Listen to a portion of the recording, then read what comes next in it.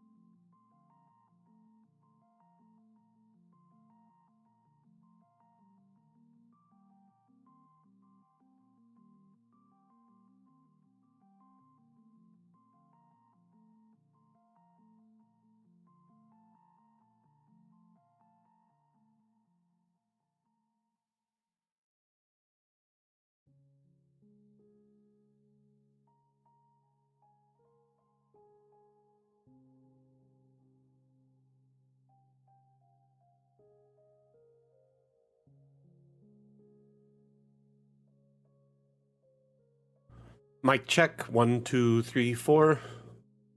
Mic check.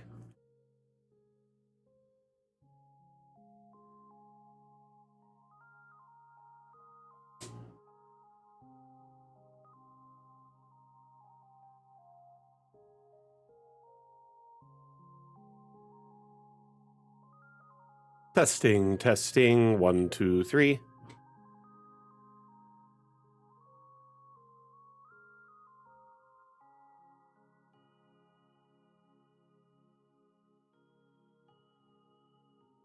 Good morning, Jim. Hope you're well.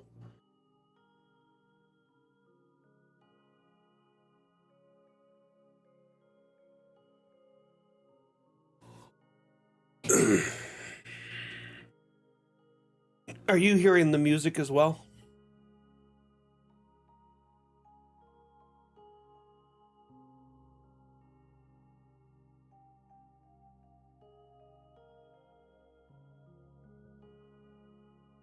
Hey, Rev. Yes, it is, Jack. Hope you're well.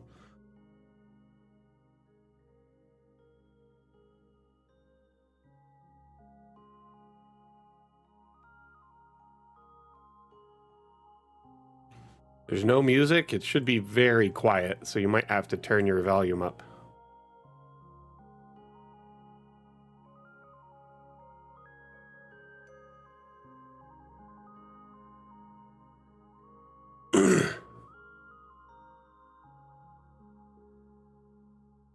How was everyone's weekend?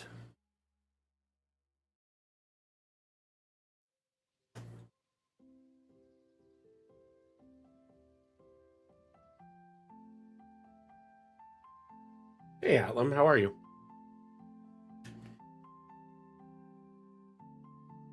Okay, just wanted to clarify. Y'all can hear me at least. We're getting good video feed.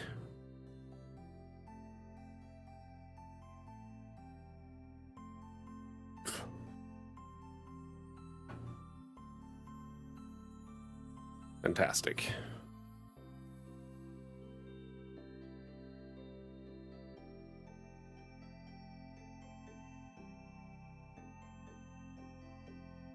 Just checking all the platforms to make sure they're live, which it looks like we're live on all platforms. Oh, I accidentally opened the damn show tab. My bad. Should be in Mapmaker Monday. No overlays. Cool. Hope everyone had an amazing weekend.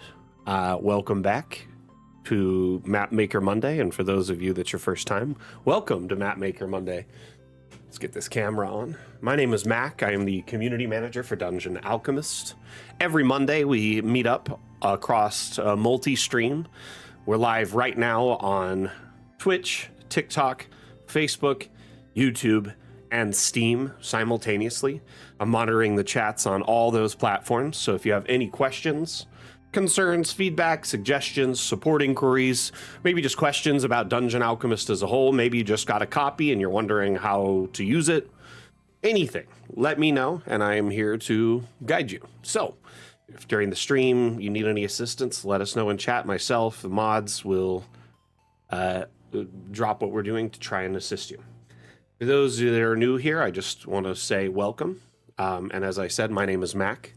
For those that are, repeat customers, if you will, repeat offenders, more like it, Um, welcome back, one and all. I hope you had an amazing weekend. Would love to hear about your weekend if you did anything at all, whether it was mundane or full of eventful fun. Anyway, I'm working right now on an ice palace. We're going to be building this out a little bit more today. Over the past few weeks, we've worked on this about an hour a week. And during about an hour to 2 hours a week, where I have built up this ice palace into the shape of a big snowflake from top down. And then it's 8 different levels, which we're going through level by level, slowly decorating it. We have decorated most of the bottom floor and added lighting. I need to add a little bit more lighting to it, but overall, I think it's coming along really nicely.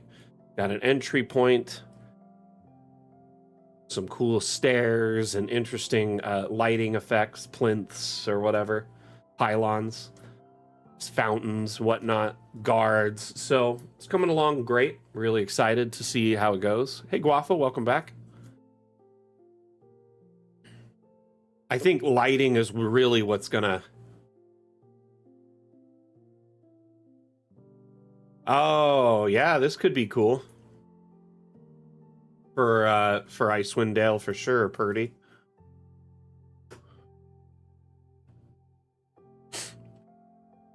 Life's good. Life's good. I started my day off with a nice walk. Walked, a little over 2 miles with the missus. And then did some stuff around the house this morning and got a 3D print going, and my printer was acting up, so I decided to, ignore it for now and just turned off the print. So got to figure that out in a bit. Jammed or something. Happens quite often. But I think it's because I'm changing filament types. I was printing in PLA last and I'm going to PETG. Sometimes it gets all gunked up. So I got to go in and clean it out. What colors for lighting are you thinking? I mean, mostly blue. I may add some light greens here and there and some purples.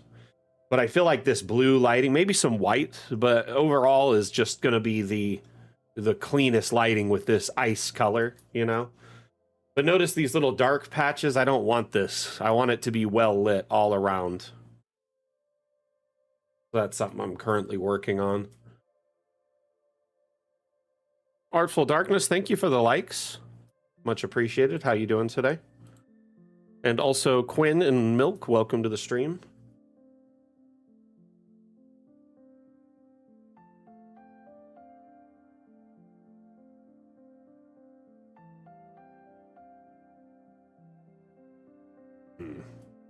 So I think I manually placed that one. It's like in between the windows. So I'll probably...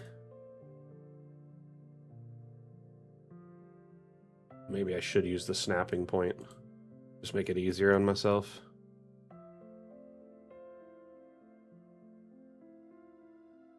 And then I believe there's an abstract light blended into this. Oh no, I put some on the sides. Smart.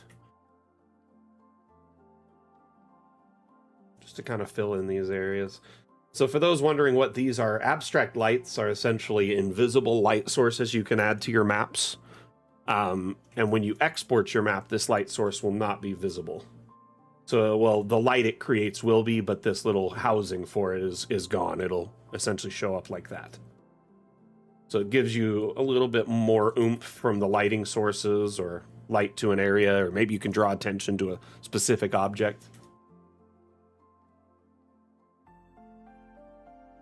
I saw your post for that. I was going to take a closer look at it a little bit later today. When you initially shared it, it was my day off, and I didn't really get much time to load up DA.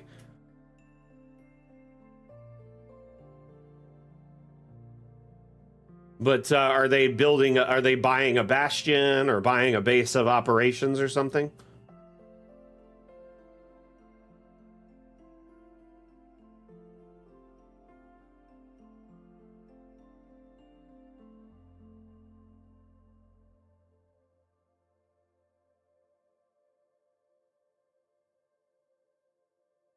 Okay.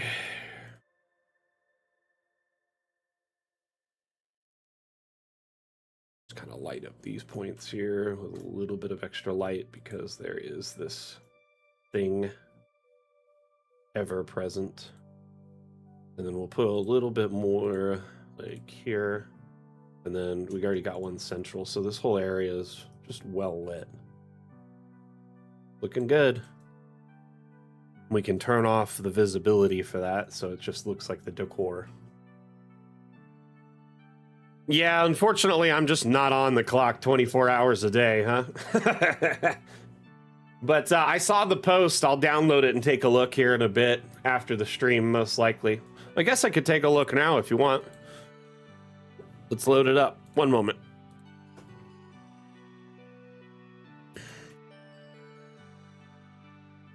That's in content creation or community creations. Okay. Oh, the map isn't in there. It's on the workshop. Got it. Winthorpe Manor. Winthorpe Manor. Winthorpe Manor.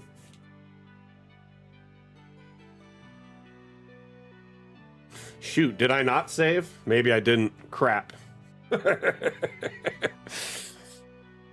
Might be too late.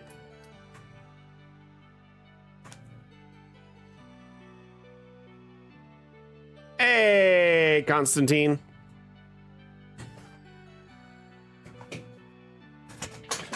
And Constantine is entering the stream.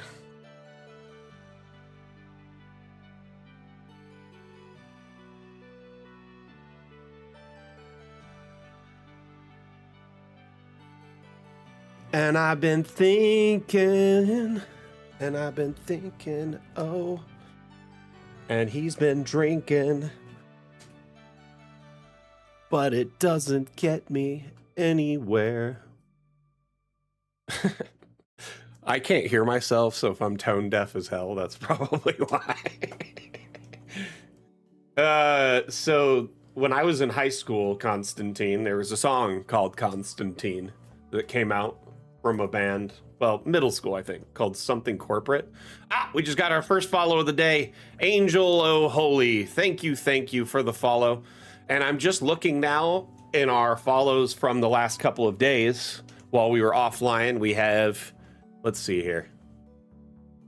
1, 2, 3. So 4 total follows in the last, including Angels. We need to add 4 wheels of cheese to our cheese map. So every time we get a follow, we started this last week, we add cheese to a map, and we're going to keep adding cheese until the map crashes. So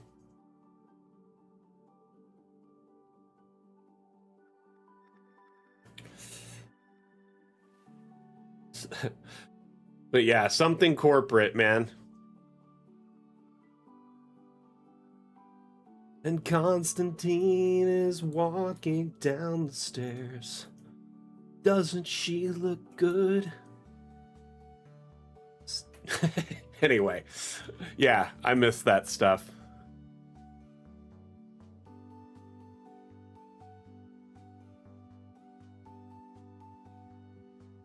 So we've got a wall, which I'm assuming this is just solid wall because there's no entry point, which is great. That's what I did on my Ice Palace. You made it just kind of like a top wall with a walkway if someone wants to walk it.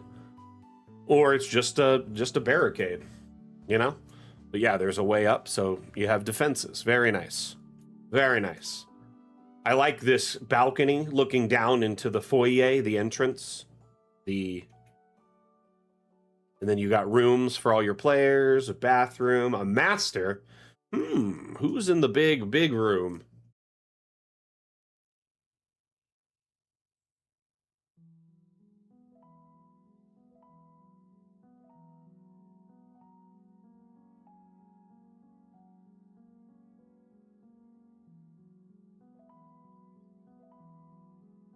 Nice, very nice layout. You're definitely not following the the Bastion rules for layouts unless your players paid for upgrades, because things are much larger than the standard. But it's nice. I like it. I like it a lot. Just a base, a mansion, a home. Very clean. What's this? What is this one lit space here? Huh. That is a little weird. What is this meant to be? Is it supposed to be a closet?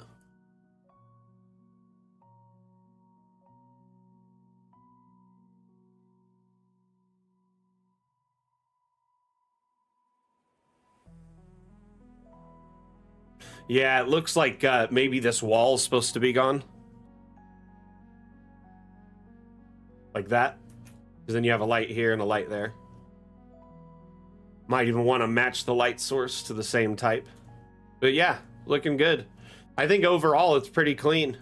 Nice little place for your players to enjoy. I like looking at things from the perspective of a token, right? But also in top down, I like to look for weird artifacts like that that don't match up or don't align up.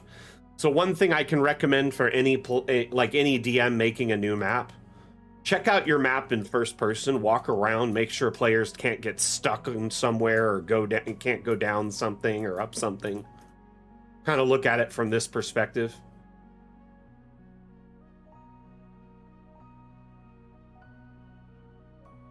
Looks really good. I think your players will like it a lot.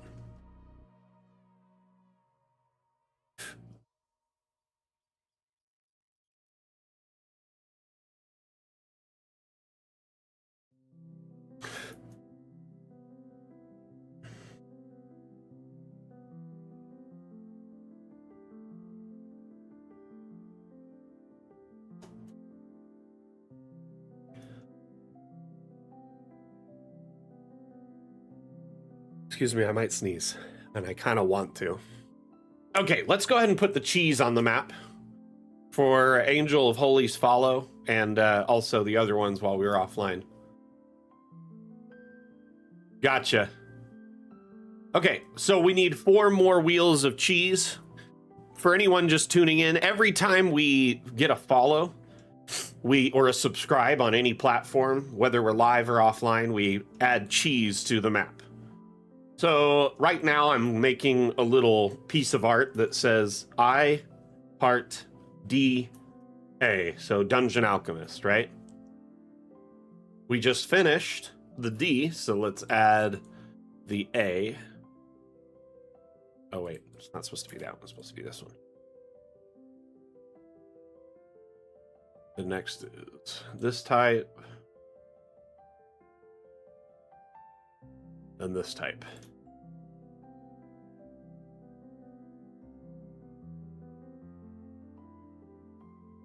So we'll have a piece of cheese here, and then it'll go down, and then there'll be a couple connecting, or one connecting to make an A. What do you think? Is it looking good? So these 3 were for the offline, and then this one's for Angel of Holy. But every time we get a follow, we add cheese to this map. We only just started this last week. So here's my first art piece. It's Pac-Man. Waka, waka, waka. We have a little cheese cave for a cellar. We'll add lots of cheese to this later. But for right now, I wanted to come out and do something else. So this is the other piece we made.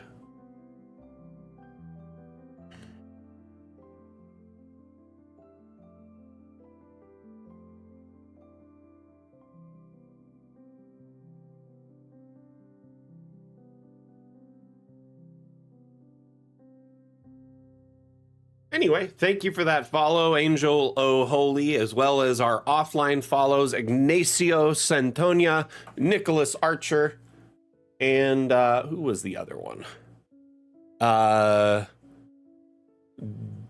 Dykter?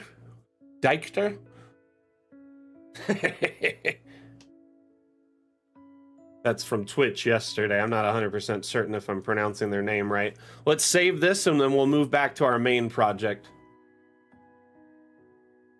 Honestly, we're a heartwarming bunch. This community is pretty wholesome. You're in the official community for Dungeon Alchemist, which, if you're not familiar, it's a map-making tool available on Steam. We offer a free demo so you can kind of try it out and see what it's about. But it allows you to build maps. Primarily, the main reason people use Dungeon Alchemist is to build maps for their tabletop RPG campaigns.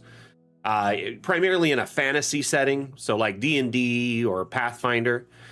There are plenty in our community that make maps in like a Victorian setting, even like steampunk. And we have tools that allow you to import custom assets and even share them on the Steam Workshop. So with that, people can make things set in like sci-fi, cyberpunk, post-apocalyptic. I've seen some like Fallout maps, Walking Dead maps. I've seen all sorts of stuff. Anyway, so that's kind of what you're looking at here, is a tool to build maps. Oh, well, thank you. I appreciate the kind words. Is it Angelo or Angel O Holy?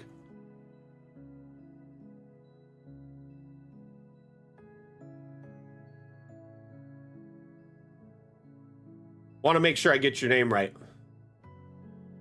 Angelo? Okay, cool. Cool.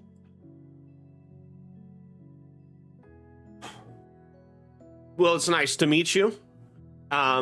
It's okay either way, because the holy part, I'm thinking you might have been going for Angel O Holy, but Angelo also, yeah, I get it. Sorry for getting your name there, butchering your name there. But welcome. If you have any questions about Dungeon Alchemist, about our development, anything like that, let me know.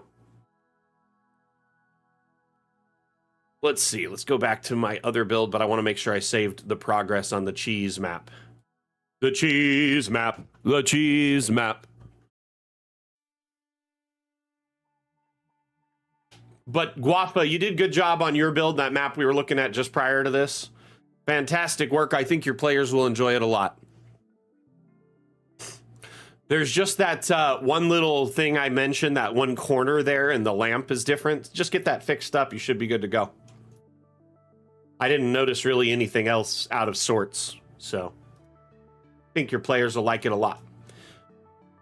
One other thing you might want to consider is other access points to that wall, because it seems like you only have that one Miller stair in the back. You could do like a stone stair that goes up the side of it, you know?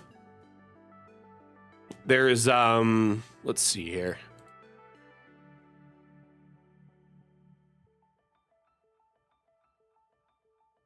There's like these ones with a little piece on the top, right? Or these ones could go in corners.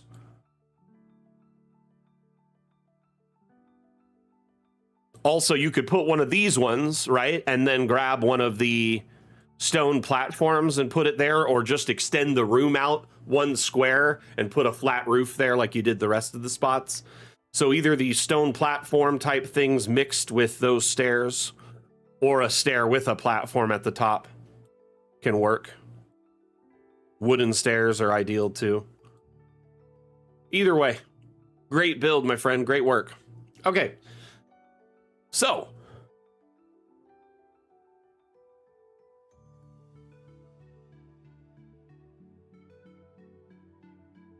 I'm trying to think if there's anything else we need on this lowest level. Lighting is looking pretty good.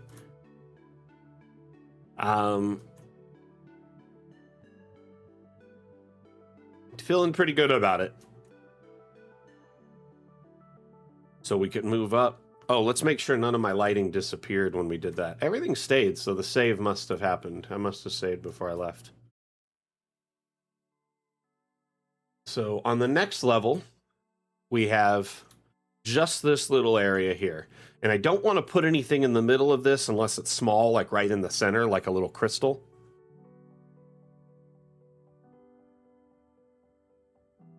Ah, very cool, very cool. That's cool, Guafa. I hope they like it. Hope they like it a lot.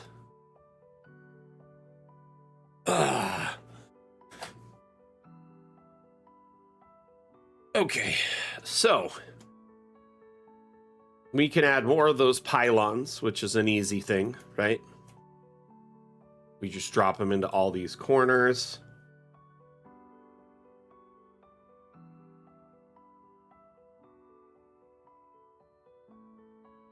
as like a lighting fixture, and maybe even one right in the center.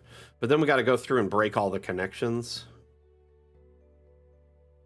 Broke. Because there's these little lines coming out of them. If you look, like a little stream coming out of some of these. So we need to break those connections. I wish you could tell it to not be a connection by default, but it's whatever. The easiest way is just clicking the main item you added, triggering the connections for it, and then clicking these break connections.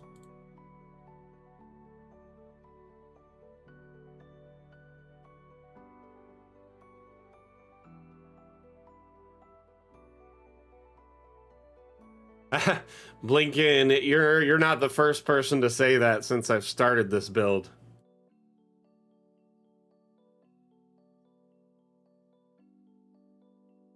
Protoss audio stem.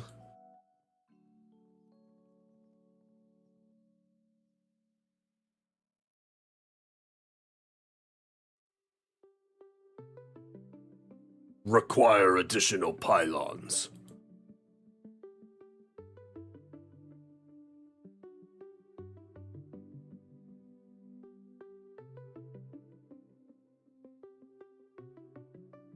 Okay, off to a good start.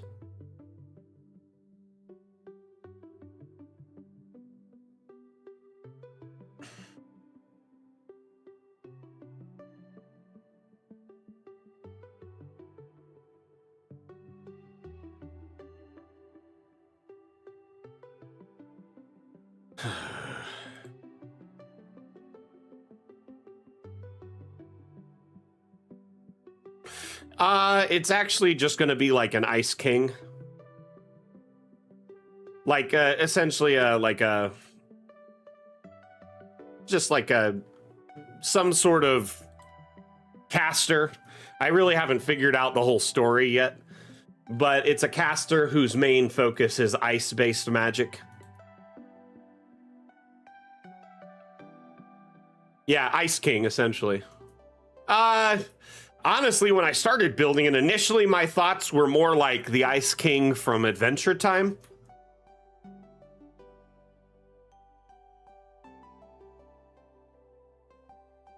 Because he has, like, the ability to build something like this and make snow golems, snowlems, but he lives alone for the most part. That was kind of my base inspiration, but to be honest with you, it's really only just the base of the inspiration. Ice King like Flava Flav. Notice we've got a window here and none on the other, so let's get that sorted out.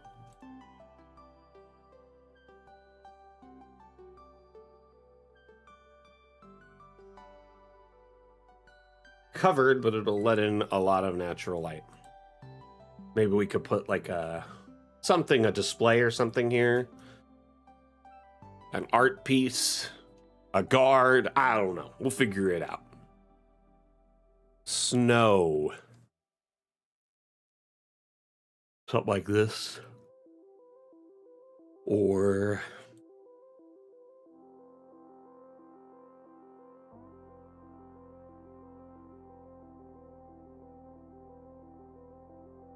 sculpture, maybe.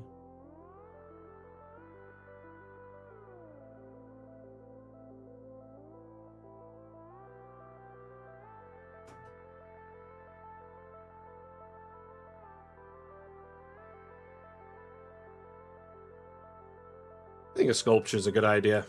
I'm gonna go with that. Let's turn on regular light though, because this map is dark as all. Hard to see what's going on.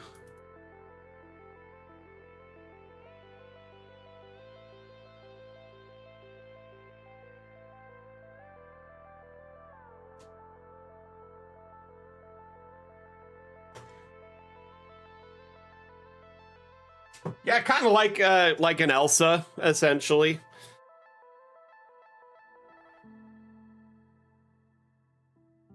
Ice King, Glacier Guy. Yeah, if we're going for a copyright safe Glacier Guy.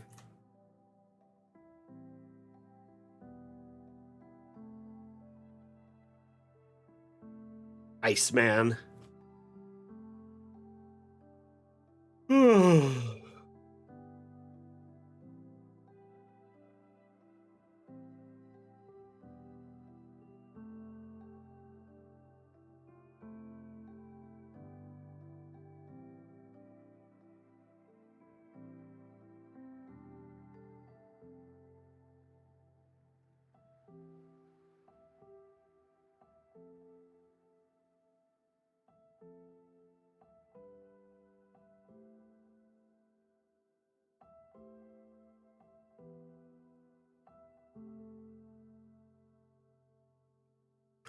Looking good.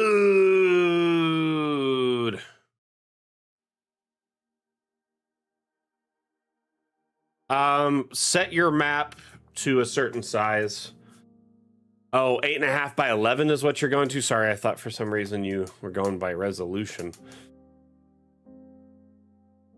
I mean, make a map on an 8.5 by 11, like legal letter, and just export it. That would be your screenshot. You know what I mean? Because if you zoom in with the screenshot tools, it's going to be way zoomed in to fit all that because it's so small. Your best bet is to just do an export with no borders of the map.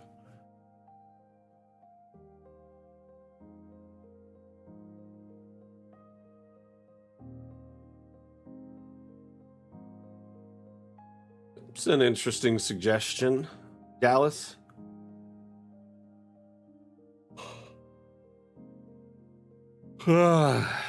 That's probably the best bet.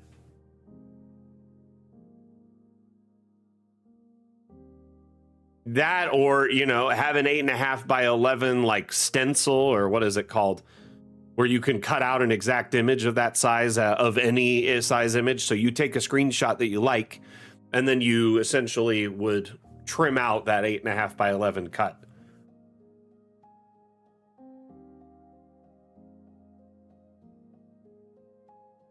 Frosty Fortress of the Frozen Feudal Fiefdom.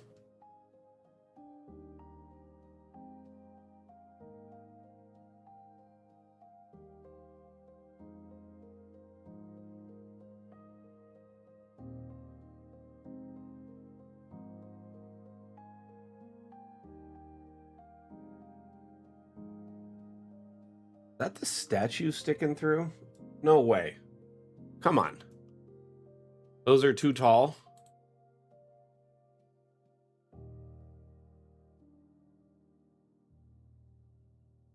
That's annoying.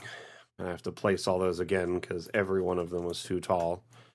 I resized one to fit. Now I want to put that one in place of all, so they're exactly the same size. Because if you resize them all manually, they'll all be slightly different, which is, you know, I guess if that's what you're after. Symmetry is the name of the game here.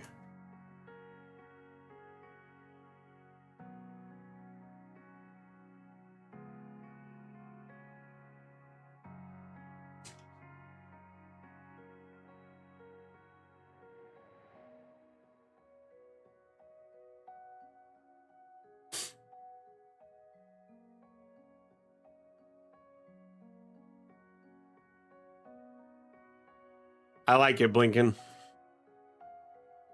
But yeah, I hadn't really thought too far ahead on the canon or like the overall backstory of the map, other than it's like a frozen tyrant, essentially an ice tyrant, someone who lives alone in their tower of ice because either they've scared everyone away or everyone dislikes them, or they've, you know, pretty much just isolated themselves from the world. This very daunting, tall,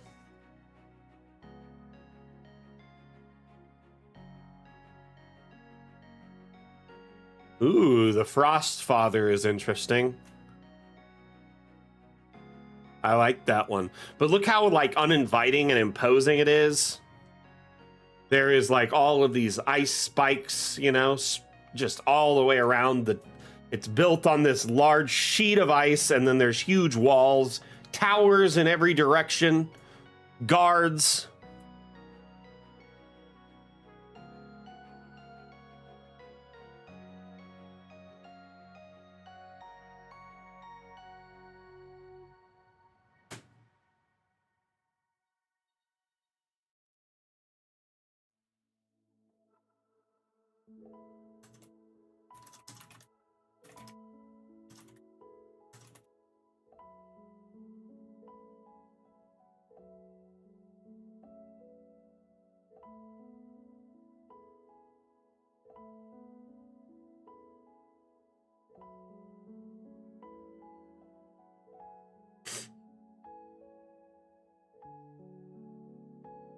Berg Baron is interesting too.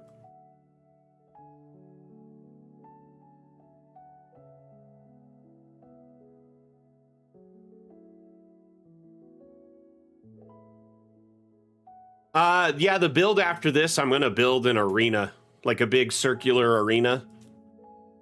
I built one like in the middle of a stream a few weeks ago. Like I started building one and it was coming along really nicely, and I want to show people how to do that.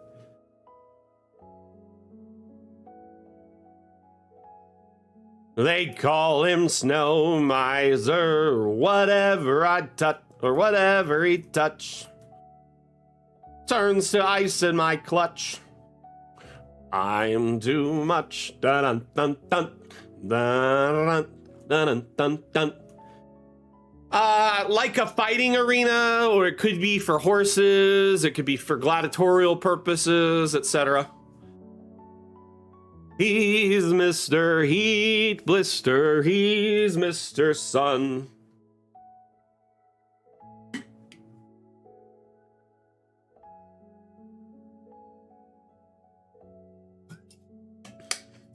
And the helper in the campaign is Nicholas.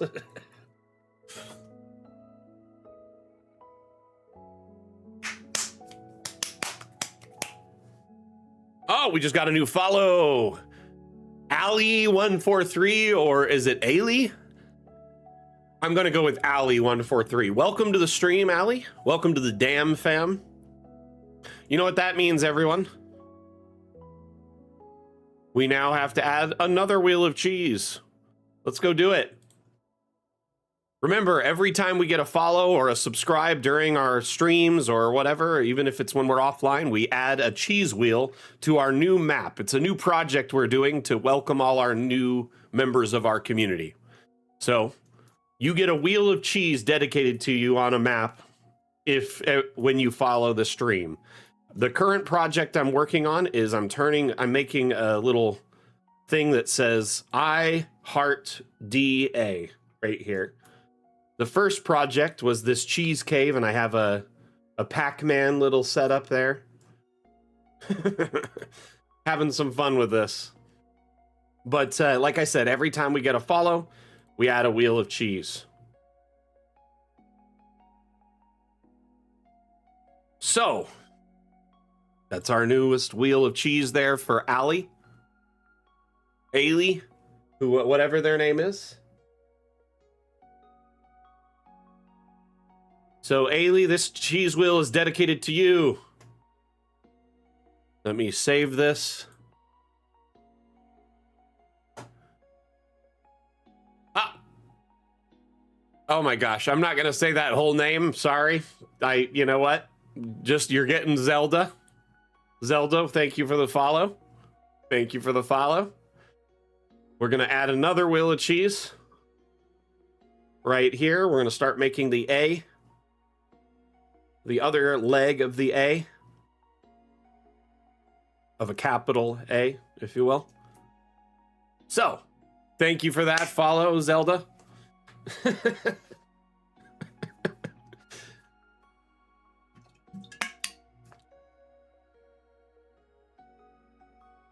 Any last second follows before we move on? The Winter Warden. Ooh.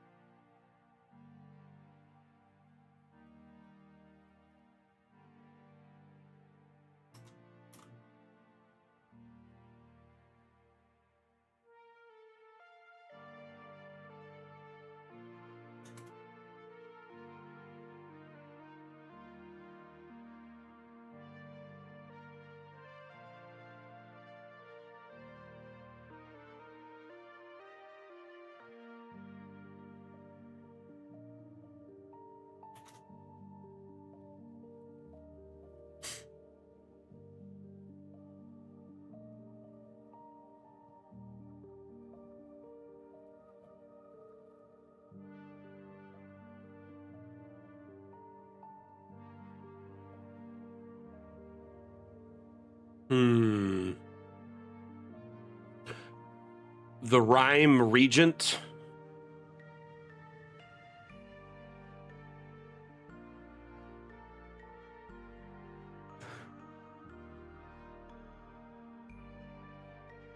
I'm really digging Frost Father.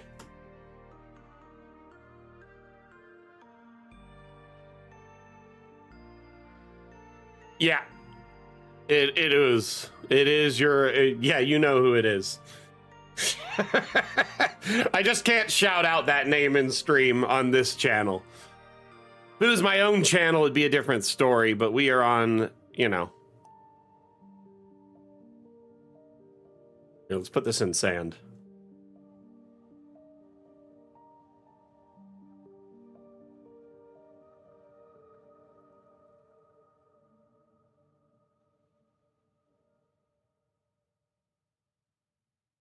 No worries. I appreciate the follow and the support.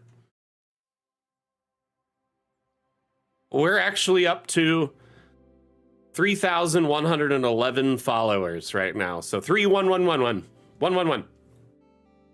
So it's actually an interesting thing because it's 3 and then 111, which is also 3. So kind of a fun little thing. All right, thank you everyone for the follows. We're gonna move out of this map back to the ice map. Remember, every time we get a follow or subscribe during the stream or offline, we will add a cheese wheel to the map to commemorate that follow. Exactly, Blinken. Isn't also like 311 information? Like dialing information. Saving twice just to be nice. We're gonna open up the Ice Palace. Oh, 411, that's right. Well, what's 311? Is that a gas leak? I feel like 311 is something. Or to get gas lines checked?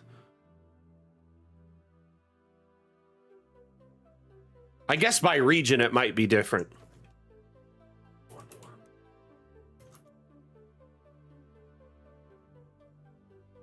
It's actually, in my area, it's a non-emergency police line. So 311 is what that is for Vegas. So maybe it's more of a local thing, and I thought it might be a regional thing.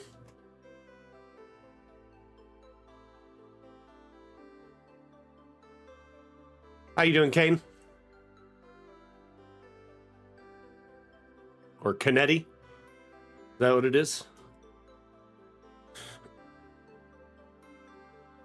Okay, so let's get back to decorating this. I need to add light to all these little pylons. What other things could I put in this room to add some oomph to it? We got some statues. I was thinking of something in these little spaces here.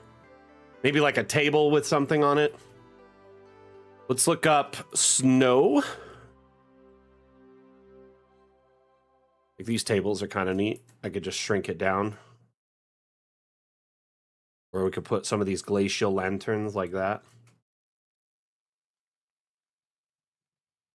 That, or I could just put more pylons. Like, the pylons are pretty cool. And that's in the point between all three of them.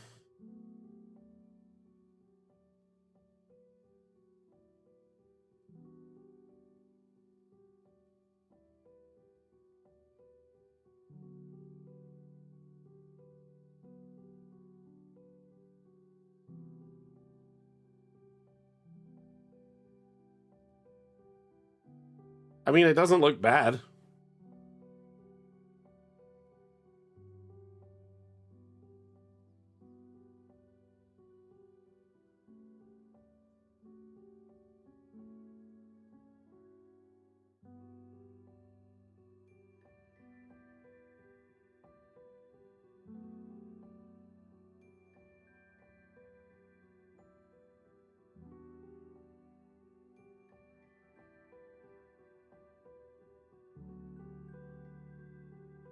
Ah, those aren't aligned.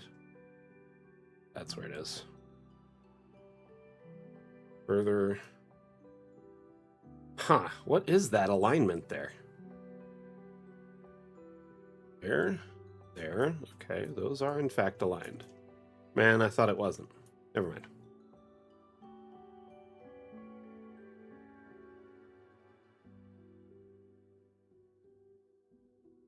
Welcome to the stream, Vanky. How you doing? And thank you for that follow. Much appreciated. You know what? We'll go ahead and add a wheel of cheese for you, and then we'll answer your question while we're at it. So currently, that is not a feature in Dungeon Alchemist, but it will be soon, and I'll show you a video of it momentarily.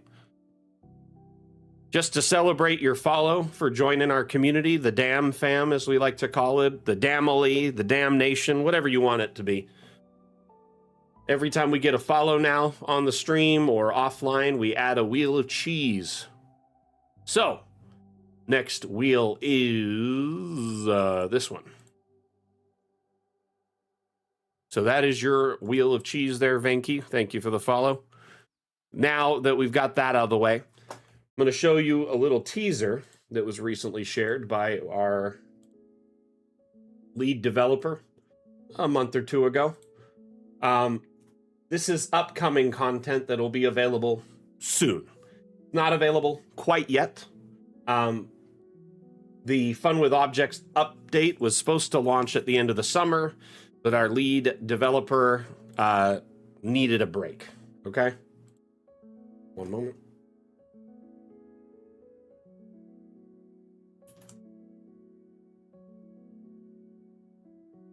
So essentially, this new tool will allow you to multi-select objects to group them together. You can even copy and paste that grouping, and you'll be able to save that grouping in your object panel as a group of objects, or even share them on the Steam Workshop. What that means is you could decorate a whole set of objects in a room, save that as a prefab, share it on the workshop so someone could just fill a room like that. Or you could decorate a ship and have it all pre-built out, which is another feature that'll be launching in our update. Basic shipbuilding will be launching in Fun with Objects Part 2. Hopefully that'll launch before the end of the fall. I'm guessing middle fall. So something like probably September, probably late September is my guess. Maybe going into, October.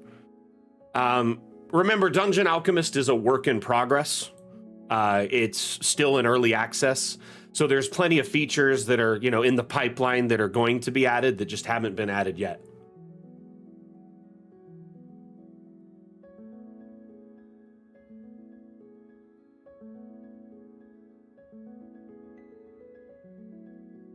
Stand by here, looking for gonna find another clip I have. I could have sworn I had another one.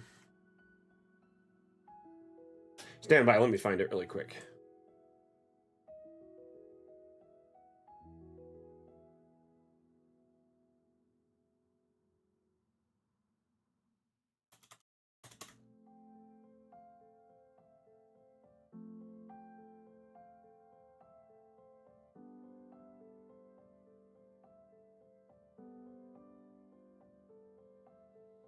Here's another clip. So this feature will be out relatively soon. And though I can't give an exact date, in fact, pretty much, right now the office is a bit of a standstill. About half of our team is out of the office on, summer vacations, trying to get a little bit of a break in before we push for the last push of this update. There's a few features that need to be hammered out, and then a bunch of testing. Our art team has been building out objects for this update, and they've gotten so far ahead, they're already building objects for the next update. So we're getting a jump start on our next update as far as assets are concerned. But yeah, this feature should be available relatively soon. Hoping, like I said, before end of October, but it could be pushed back later if something happens. Anyway, wish I could tell you more about this and how it'll work, but I don't know much about it besides this.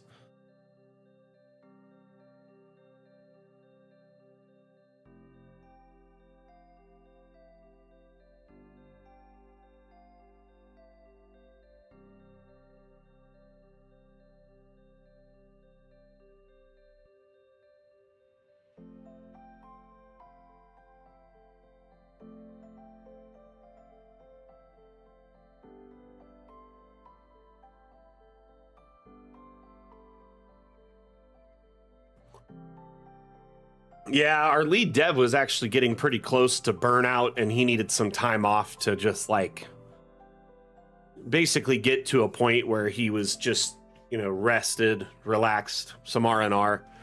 He's a good guy, and he basically is the glue that keeps this project together. So if he says he needs a break, we're like, yeah, take a break. I got a little, you know, some time off at the beginning of the summer. Everyone on our team kind of staggered it out so they'd get time off during the summer. We try to give everyone a little bit of time off during the summer, a little bit of time off during the winter. But yeah, sorry about the delay, everyone. That said, very excited for this update. There's going to be a lot of cool things. They're working on mirrored objects for at least some objects. I'm thinking mostly doors, windows, and like asymmetrical staircases and other objects of that nature. Any object that's already like perfectly, you know, symmetrical probably won't need it, but for the most part, anything that can be asymmetrical, they're considering it, or that is asymmetrical, I would say. So that's something to, you know, to look forward to. What else is there?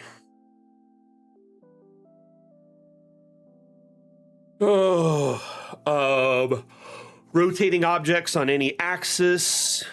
The object picker is a new thing that's being released, which will allow you to basically select any object with a kind of like a color picker type tool, and it tells you the name of the object and where it's located in the menu.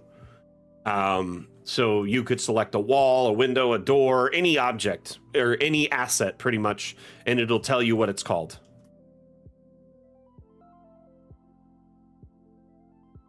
Guafa, a lot of the staircases that were removed because they were having trouble with them being, you know, perfectly fit between the two floors that we have now with multi-level.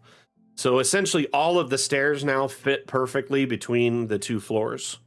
So any of the older ones that are gone for a reason. Artistically, they just no longer function correctly. That said, I'm sure they plan to add more staircases with time. What that is remains to be seen. The more I think about this, I don't want these pylons all over. I'm going to do that pyramid.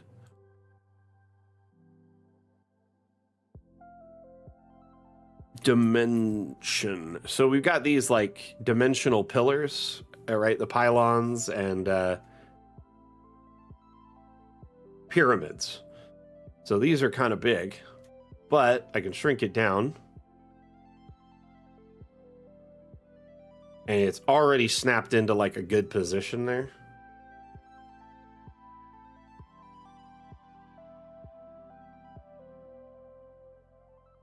And I determine which one's the best.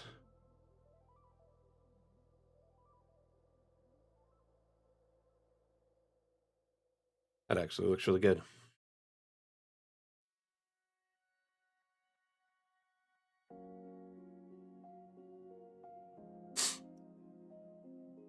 Paint palettes for stairs. You know, it would be cool if like all the different texture options were just available for every stair, so you could just make it a nice stair or whatever, similar to how we have on some metal objects. So you can make it like a patina or a rusted or worn out, or you know how we have like some objects like pillows or blankets, you can change the to a bunch of different texture types. That would be great. I don't know if that's something that's being worked on though at the moment, unfortunately.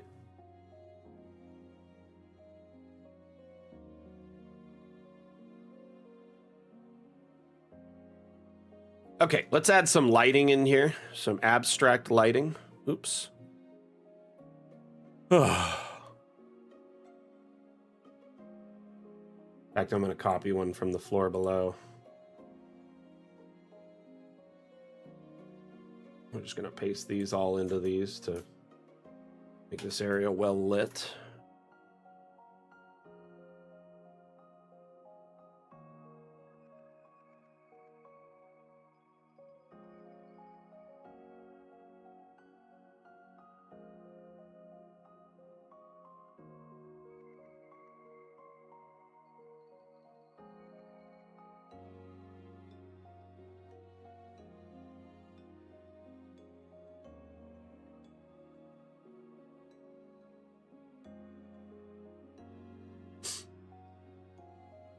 I think that looks pretty good.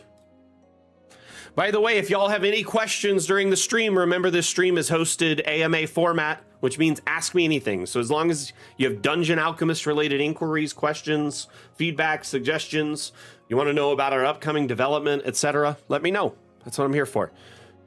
But yeah, I think ultimately, Chim, it would be in our best interest to have, like, you know, almost every staircase has multiple options for it, right? So you could get this style and have it look like, you know, an ice one, or this one look like an ice one, or this one look like a dimensional one, or you know what I mean? But then at the same time, not everyone can do that because it doesn't always fit every aesthetic.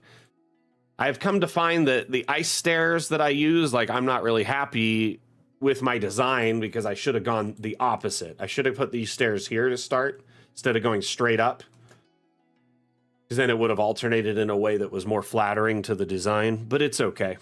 I'm really happy with how this has turned out. And it's going to be minimalist. It's not like he has a ton of stuff except for in the upper levels. And then this level is a central junction for like all the guards and stuff to go around and whatnot. So we'll see.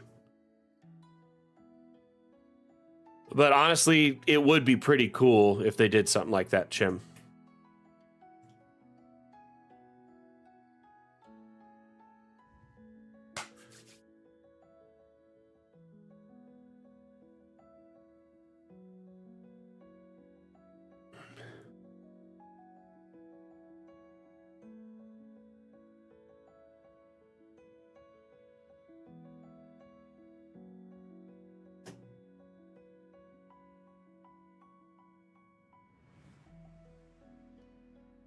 Minimalist means no tropical plants. What do you mean? What are you talking about? I'm confused.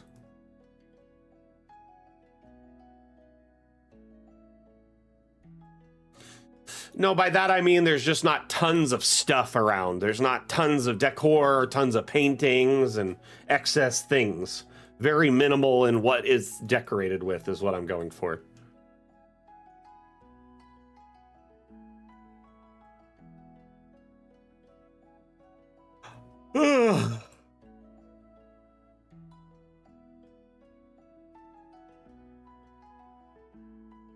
Hey, Eric, hope you're well.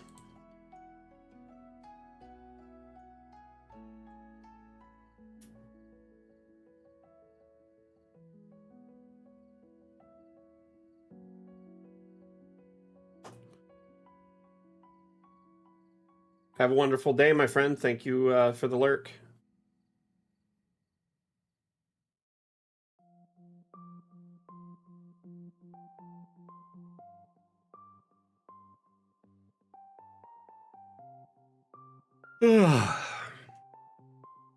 Ice.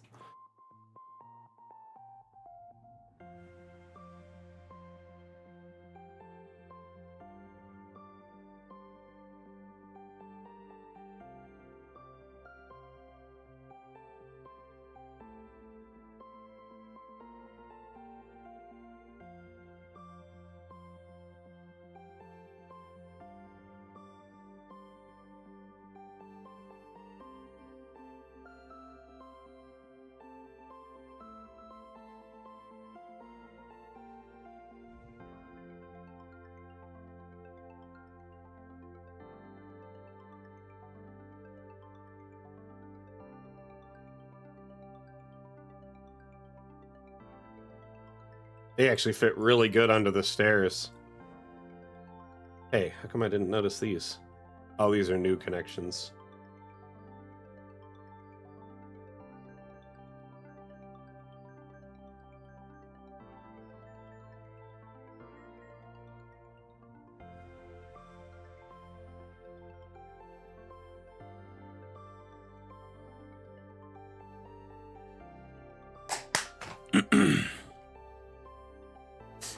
Oh, goodness.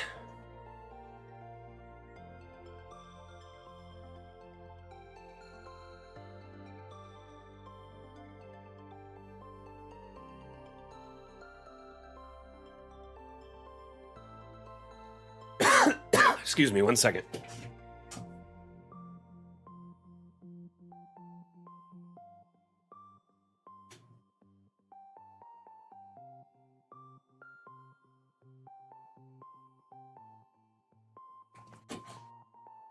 What a day. Excuse me. Sorry about that. Just heard something behind me. I wanted to see what it was. Ah, where'd my Discord go? Oh, it's on the wrong screen. That's why I couldn't see it.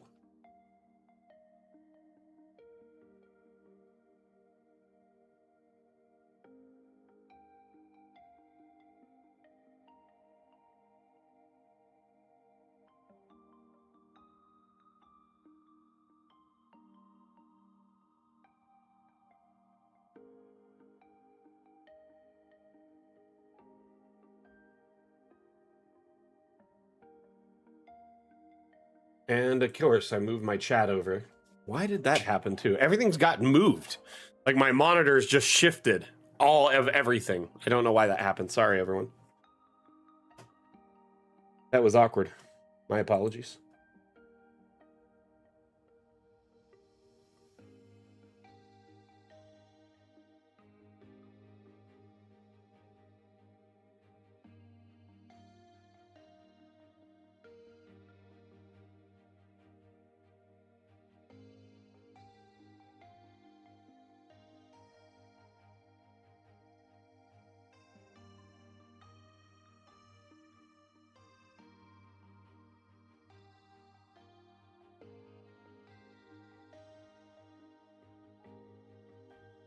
Just trying to figure out why that just happened. Everything just jumped to a different screen. It's like one of my monitors went out temporarily.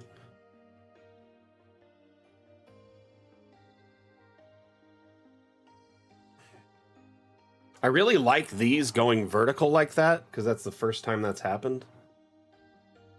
And they just keep going up through these all the way up. That looks really good. Definitely not deleting those strings. I like those. You see these like little lines? Because they're not crossing the rooms and cutting things off. They look interesting.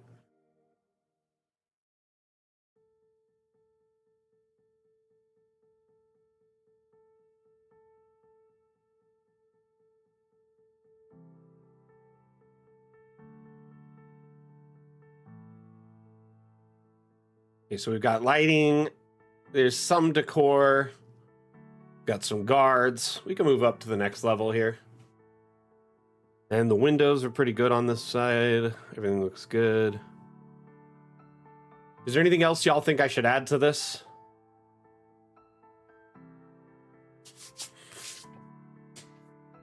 To this floor, I mean.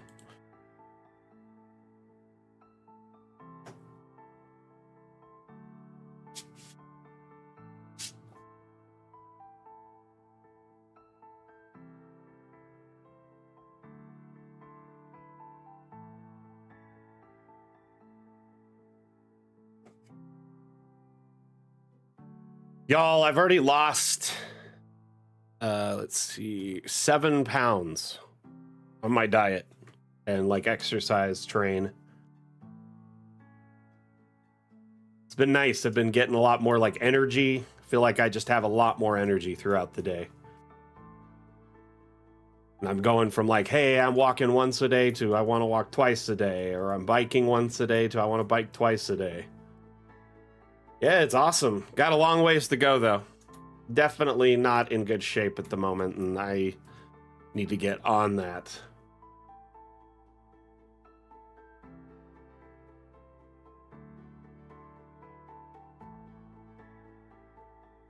Okay, let's add some lighting to this level, and then we'll add some snowlums like we did below. Under the stairs, they look really good.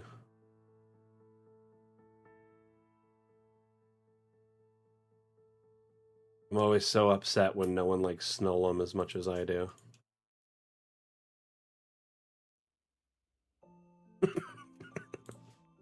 I could care less. Just funny to me.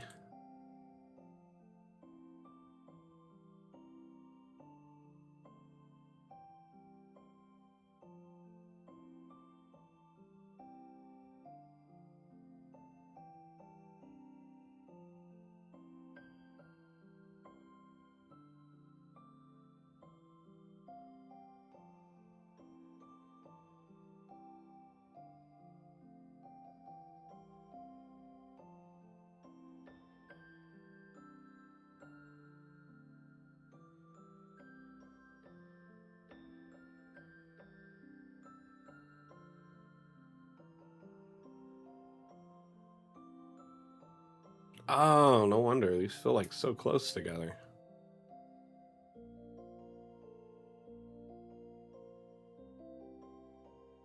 It's because that's right at the edge there. That's why I did that. Though I probably could move that all the way back to there. Open this up a bit. Doesn't really matter, though.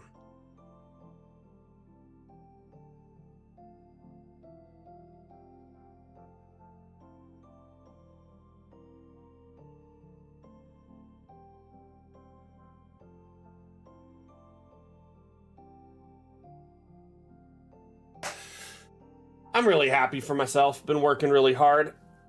Oh, starting to see some results.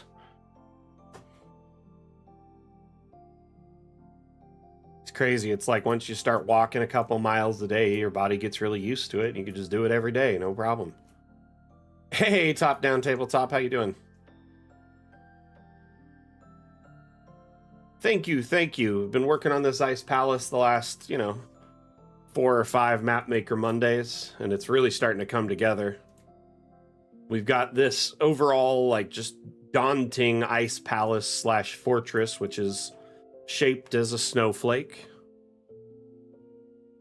Went through and put a bunch of windows and whatnot, and gargoyles. And then we have these snowlums all over defending the place. It is quite large.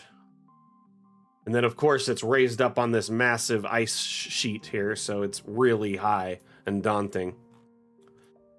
Fantastic. Thank you for asking. And I'm glad to hear you're doing well. Go in from this perspective and see what it looks like. You can see it's just massive.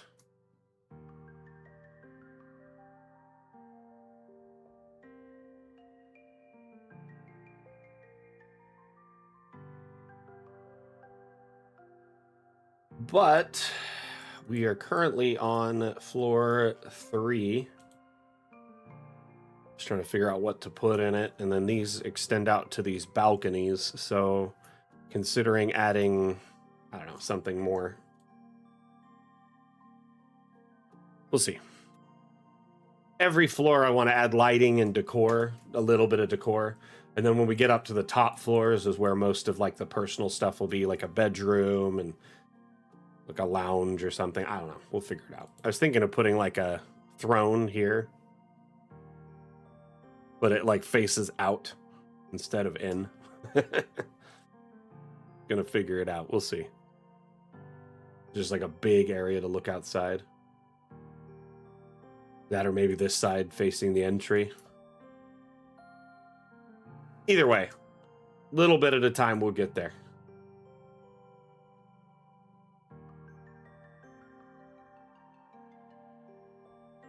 Really liking this map, though, overall. It's quite beautiful. Okay, let's see here. We need some lighting bridging these walkways. So I'm thinking I'm going to put some lighting on these posts here, or maybe in the hall on these center areas here. The lighting I did for that was down here, these guys, frost lights.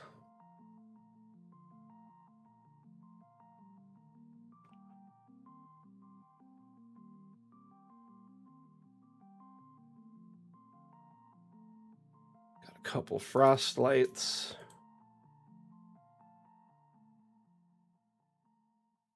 Help light up the space till we get here.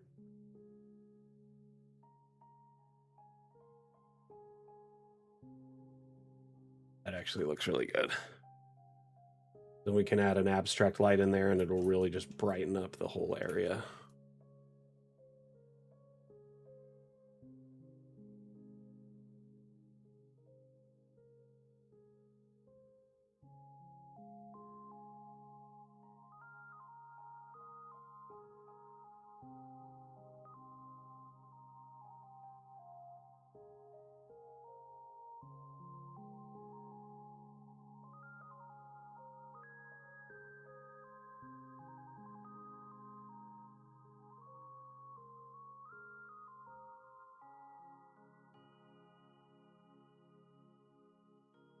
What you been working on as of late? TDT. What's how's your campaign been, and have you been doing any map making as of late? Would love to hear what you've been working on.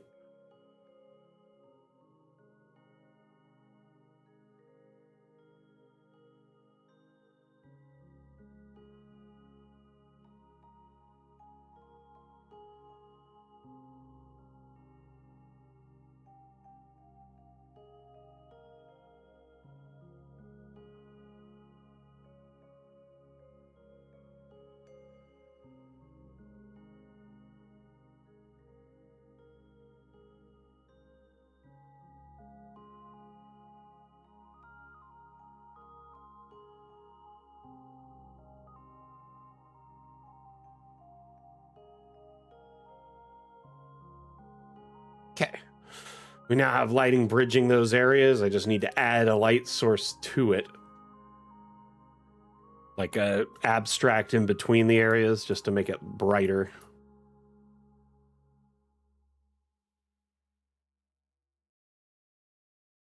Those. Then what we'll do is we'll put it in this kind of hallway area here. And there. No, I don't like how that was right on the stair.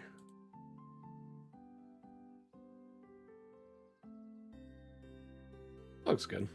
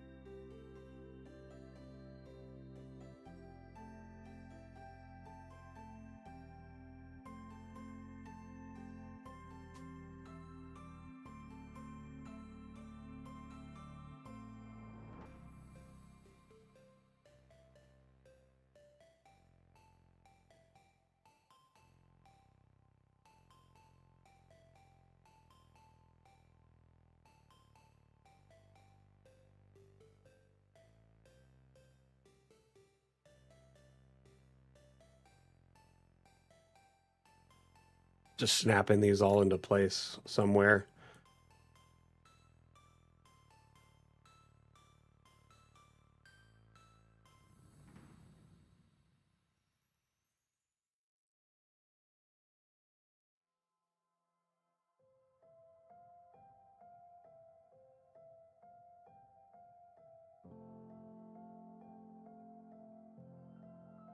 Should have done this from the get-go.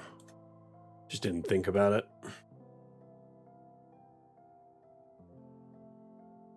Light will be a much more aligned now. This.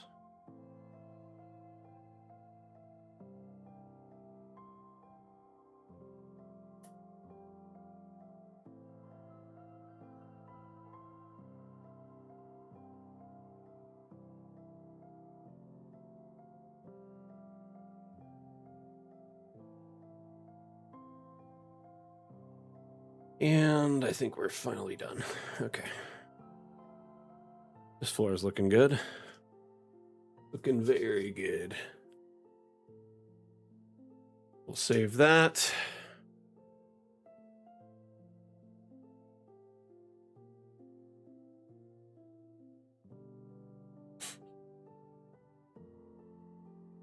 Let's make it nighttime and just see what it looks like.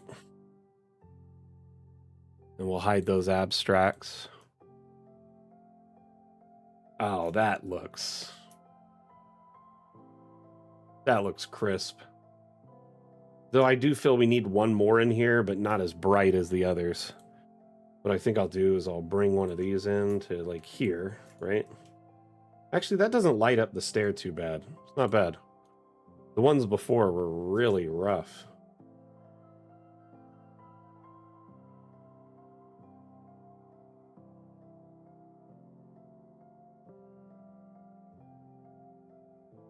Just got to be under the stair.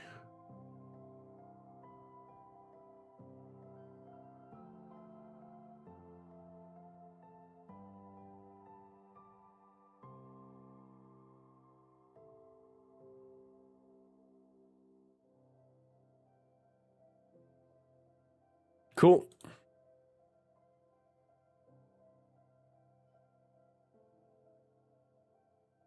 Very dark in this center area here.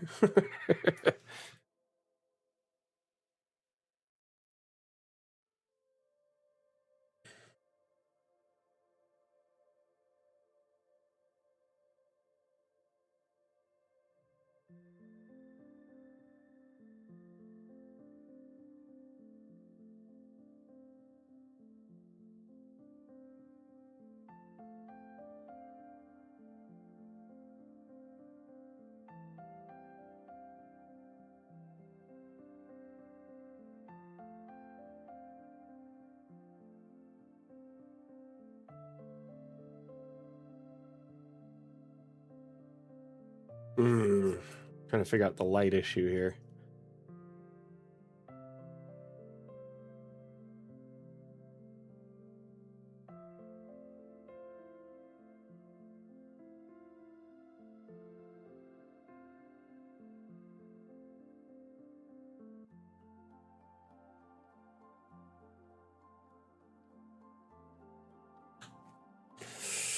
Don't know. Let me think on this for a minute.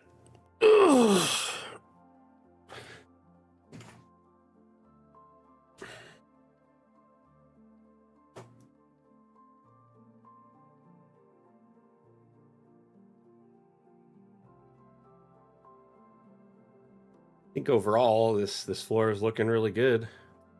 Might add a couple more guards or something like in these areas here, so there's something there.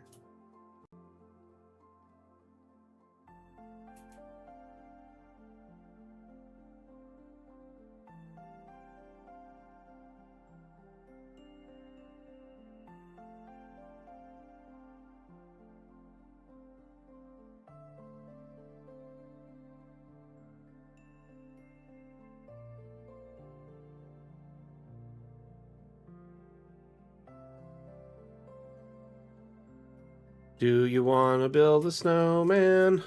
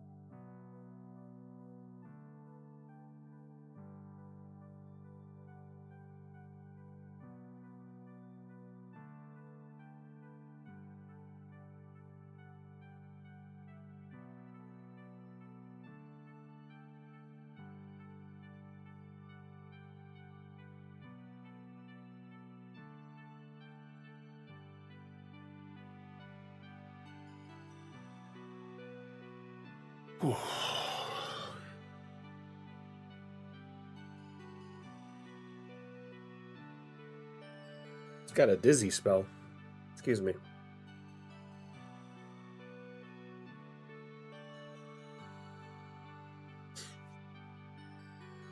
Drink some water.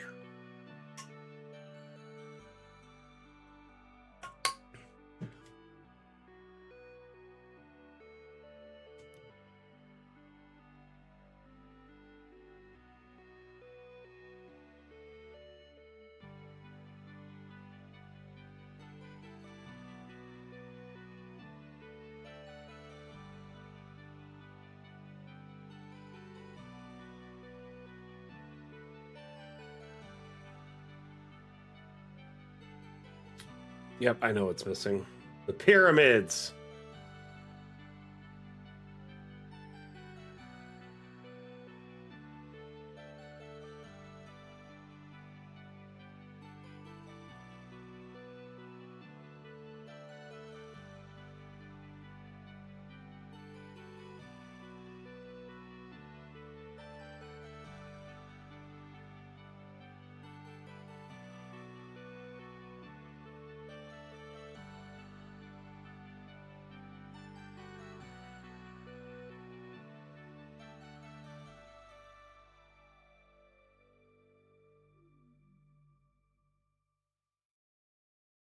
Actually looks really nice.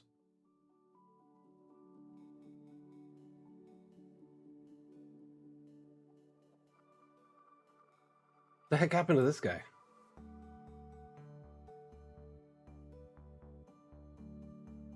He melted. Somehow. That was funny. Okay. Looks like we've gotten lighting and decor on 2 floors now.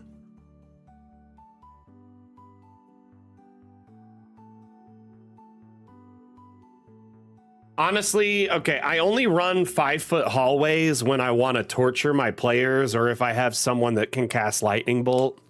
Like, or, you know, Tasha's Caustic Brew or something like that. 5-foot hallways are like, I don't know. It's just, it's too tight, in my opinion. Your players can't run past each other. It ends up just being really boring.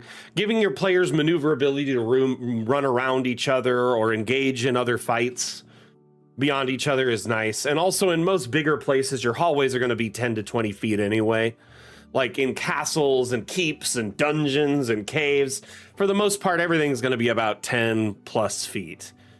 In a small regular home, you know, a tiny like little village home or a shop or something, 5-foot halls makes sense. Or if you're in like the servant quarters area of a big estate, 5-foot halls makes sense. Or a secret passageway, 5-foot halls. But for the most part, I tend to stick with 10-foot walkways, 10-foot halls. Very rarely do I go down to 5 feet unless I have to, like a stair or something. Mainly just because I like giving players the agency to move around more. By rules, technically, you can't really pass through the space. Okay, so wait.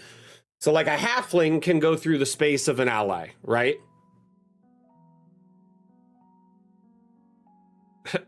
But like you have to be a size smaller than someone to go through the same space as them. So most other people can't, if I'm not mistaken. Uh-oh, chat just disconnected. Weird. That was weird. Did that happen to anyone else?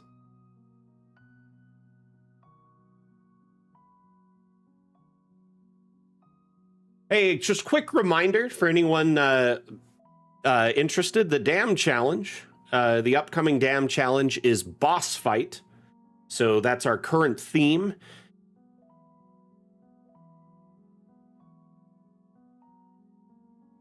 Maybe it is allies can pass through spaces, but they can't be in the space to end it, right? They end their turn. But I believe halflings can pass through the space of anyone a size larger than them, not just teammates. So like smaller creatures, fairies, whatever, I believe they can pass through the space of an enemy. So if an enemy's there, like in a 5-foot hallway, they're blocked and you gotta fight through that person. Does that make sense? I use that to my advantage all the time to get past people, run through past enemies. Yeah, exactly. That's what it is, Kane. I knew something was there. Something was afoot. So you have to be smaller.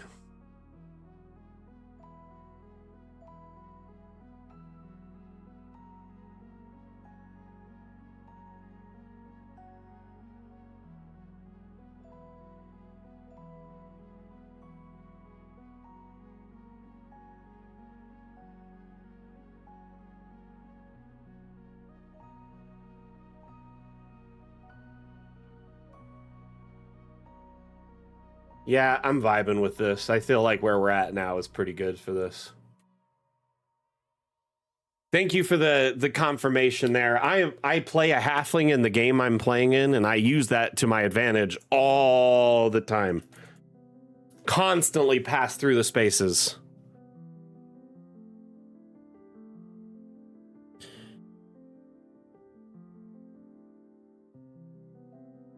Yeah, it says halfling nimbleness. You can move through the space of any creature that is a size larger than yours. That is of a size larger than yours.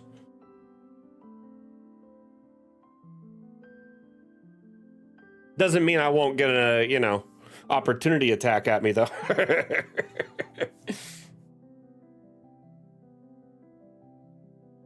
I've got boots of the elven kind now and a ring of invisibility, though, and that makes me... Ooh, I'm really loving it. I've only been able to use it a little bit, and it is great.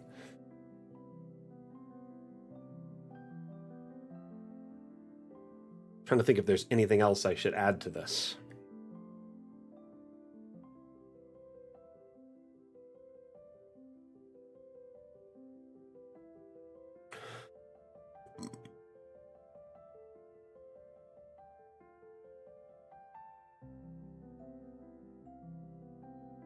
That's actually pretty dope.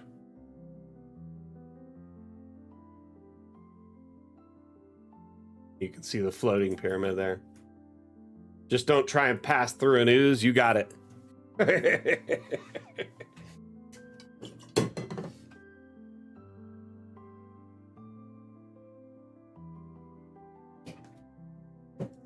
I have not... Okay, I fought a couple of oozes and, like, one gelatinous cube. Or, you know what I mean? Like the... whatever.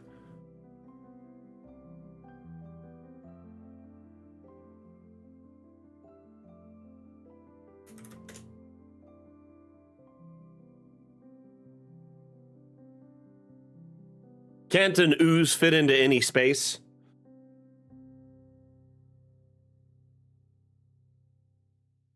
Oh, no. Ooze cube takes up its entire space. It is large.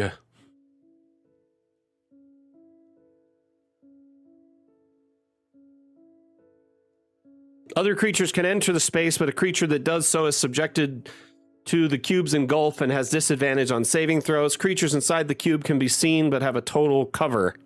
Interesting.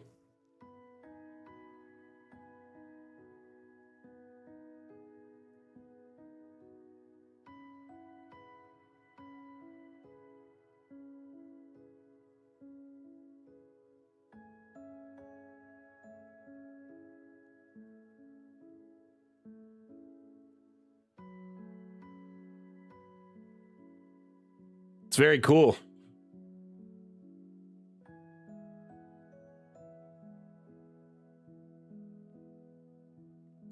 Never really looked at their stat blocks before. I don't really like looking at stat blocks of things unless I was running a campaign to DM it, So I like to be kind of surprised anytime I encounter them as a player.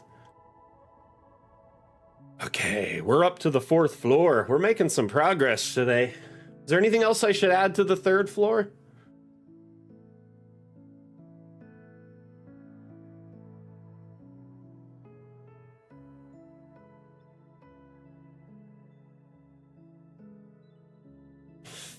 Maybe some pylons outside here somewhere, like... Because these could be the light sources that you see there. But then I could have pylons going up into space or something, like lights, beams. I don't know.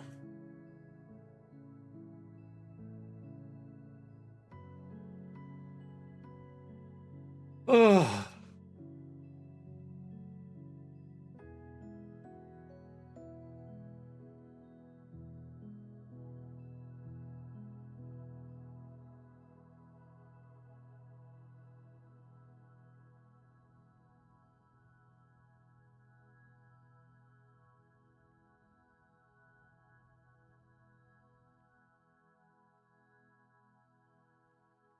Yeah, there's quite a few snowmen on this level. So we've got snowlums and snowman, you know, guards essentially. I just call them all snowlums. I've been thinking of doing some that are just the heads too, like just on the ground, bouncing around.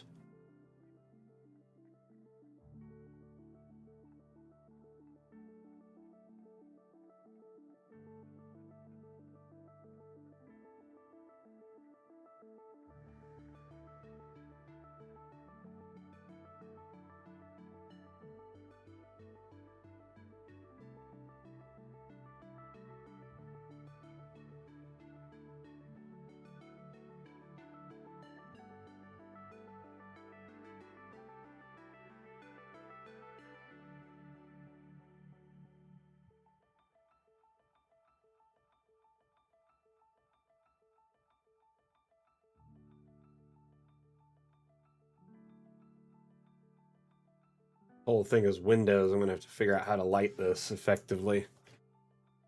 Thinking. Oh, I don't have any with. We don't have any frost bows or any of them with bows. They're just snowmen.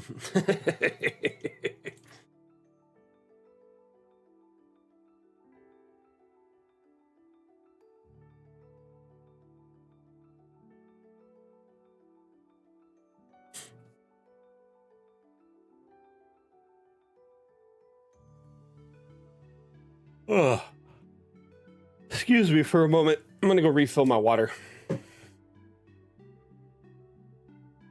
I'll be right back in about 5 minutes.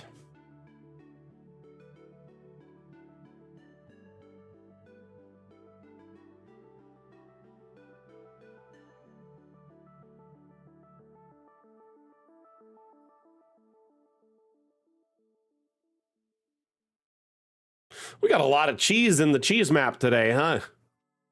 Just thinking out loud, but darn, that's pretty cool. It's like 6 new pieces of cheese today. Be right back.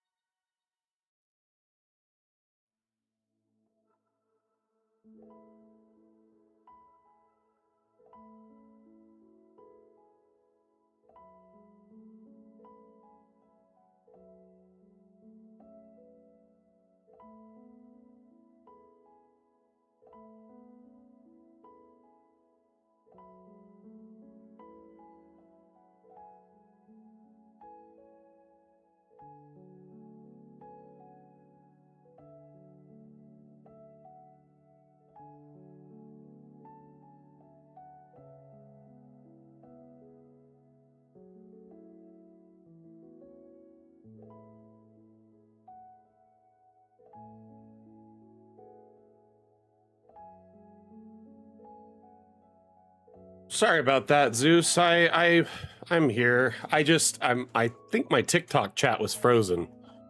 I'm gonna refresh it. I had it up. I don't know.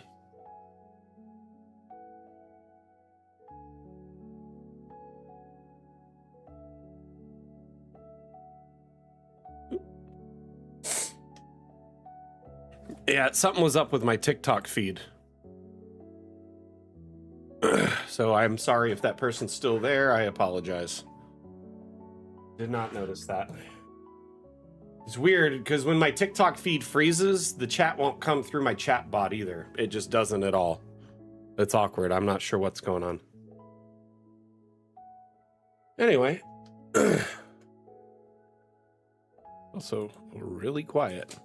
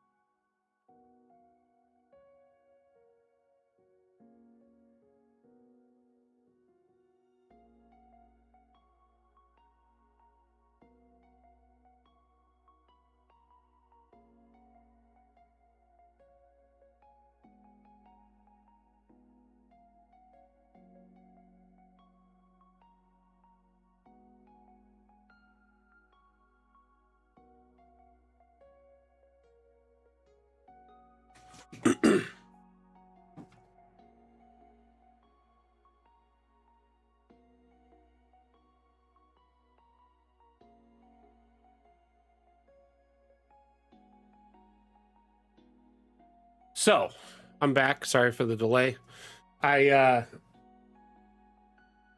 You know, Kane, that's a interesting question, but I don't think there will be. Patrol paths, you're getting into like video game territory. At the end of the day, this is a tabletop game that's designed to have a little bit of imagination in tow. You know what I mean? It was originally played with theater of the mind, so I like to think that it's not 100% necessary, but yes, I understand why you want it.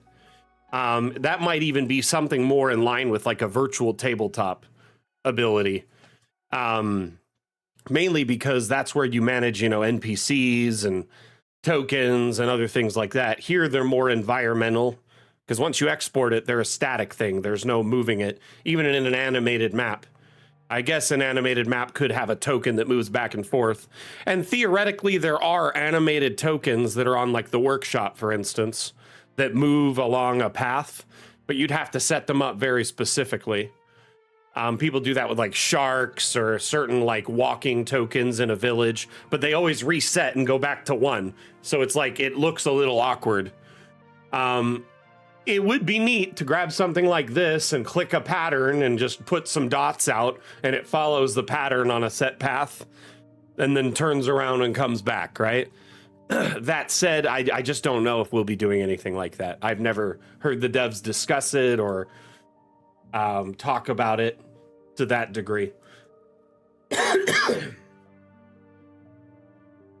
You may want to check our upvote.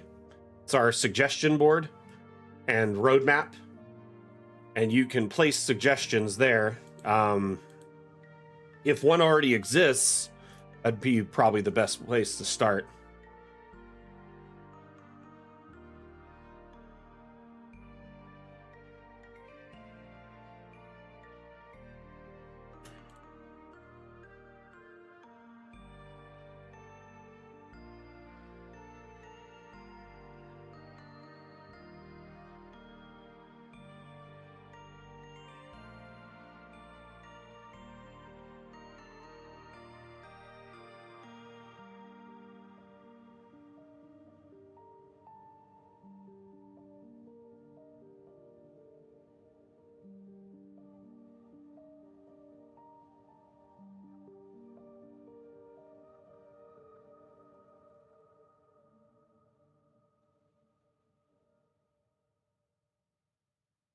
That's much better.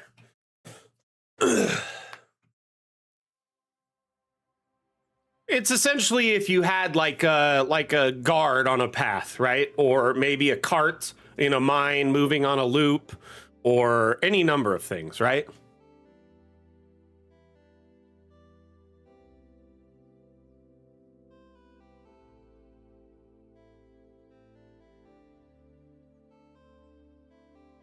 So at the end of the day, like, I understand why you want it. I get it. It makes sense. Though I don't know if that's something that's on the to-do list at the moment, so to speak.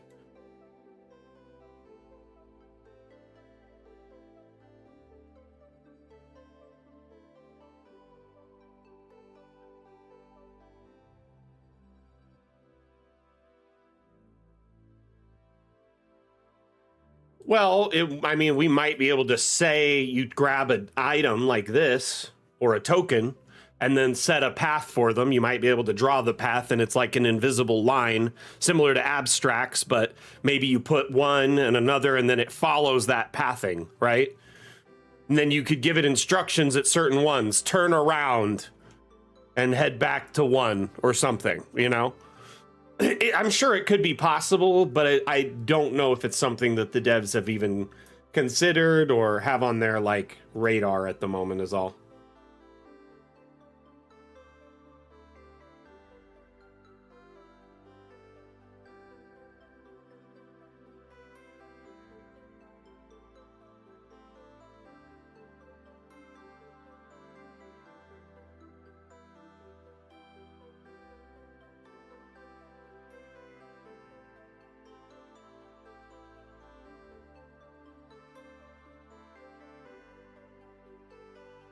Oh, don't want another window.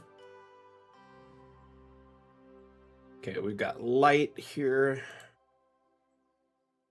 At the moment, I'm essentially just moving everything over to this room to make a mimic of it. This one also has the lower lighting, which I turned it down a bit so it's not so bright, right? Like, you wouldn't be able to change anything about them in DA. I mean, in a virtual tabletop, it'd just be like an animated map that's on a loop. So essentially, it would be problematic, let's say, if you took out a guard that's on a loop, because it'll just keep playing. There's no way to stop it. You'd have to have a version of the map without the guard on it. Every map, like every guard, one at a time. Essentially, it's something that you can't remove live. That's why you want to manage it in your virtual tabletop, because then it can be moving, looping, and then removed on the fly. So it is problematic. But if it's for things that, like, well, you know, maybe like a cart or, you know, something that doesn't matter so much, like a moving light fixture or any number of things, maybe an automated part of a trap, you know, like a rolling ball or something. I don't know.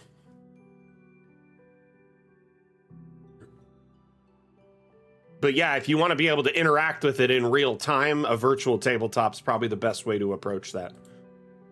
Because Dungeon Alchemist isn't where you're supposed to be playing, it's where you make your map. I can understand guards being on like a set path, especially if they're walking like this, back and forth, back and forth. That's really cool. But at the same time, having that in the map is something that you can't remove later in your virtual tabletop or TV tabletop. You'd ideally want it as a surface layer with a virtual tabletop or interactable tool. Oh, hey, Atlam, do you remember that like screen that people were talking about on the stream? We were talking about it a little bit in Discord. It was called Board.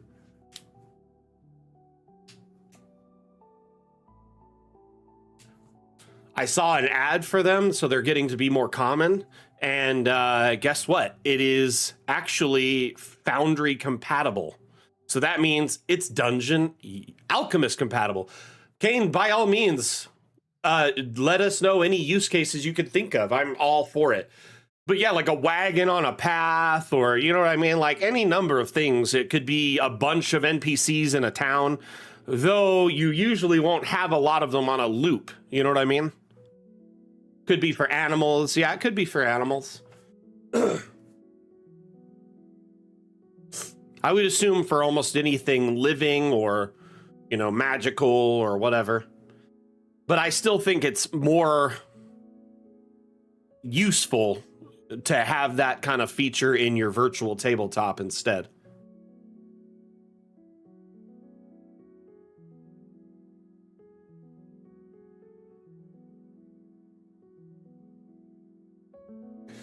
Do you use a virtual tabletop, Kane?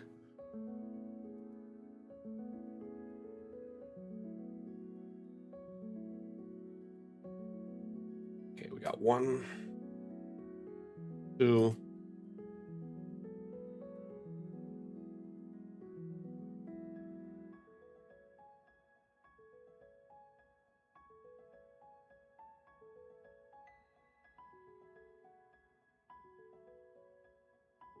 No. There you go.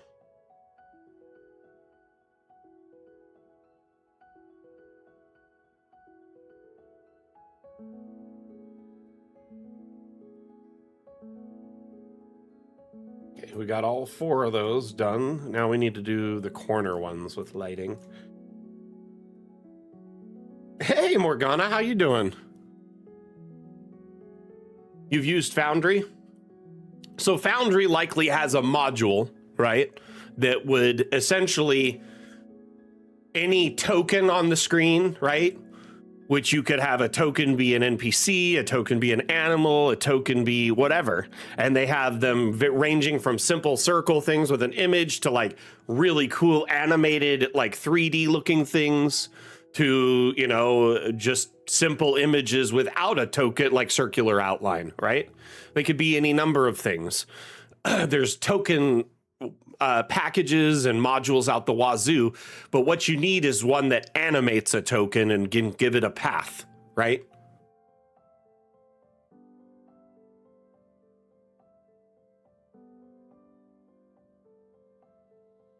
Oh, nice. I hope you have fun later, Morgana.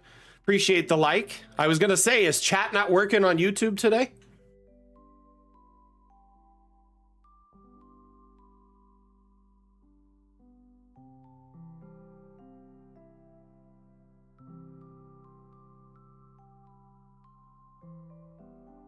Oh, very cool. Very cool.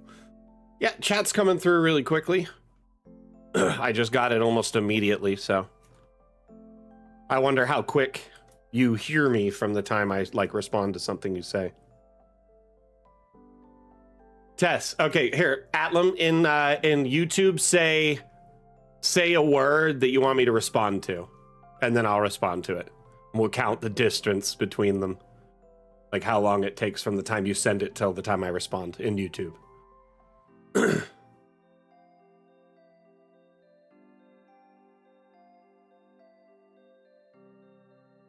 I'm ready when you are. Oh, what word? Okay, we're good.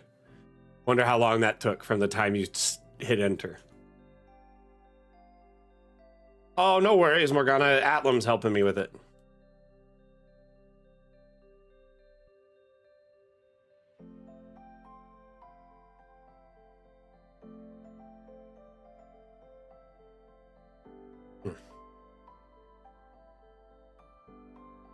Very strange, the snap points for these. It won't snap in the middle there, but it does there.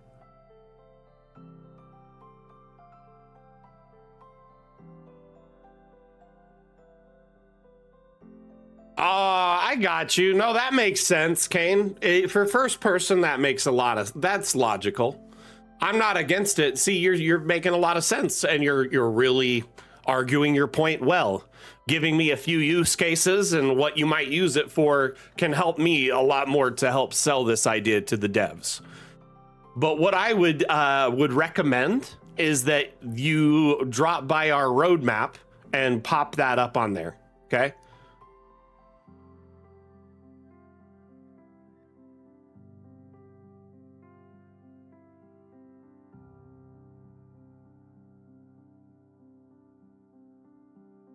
I think I want to put a pylon there.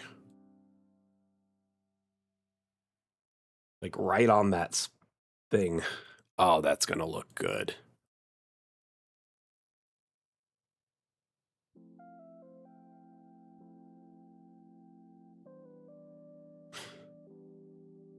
You know what? We do require additional pylons.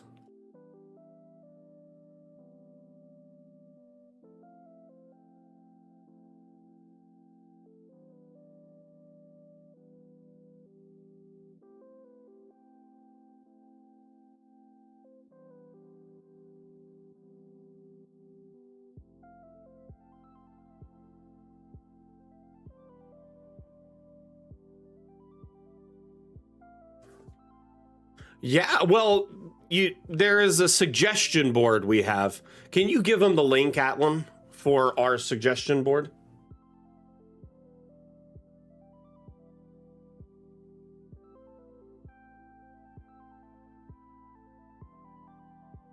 Oh, shoot, I just barely saw that, Morgana. Say something else. I was a little bit focused on another chat, so go ahead. We'll test it one more time. Argentina.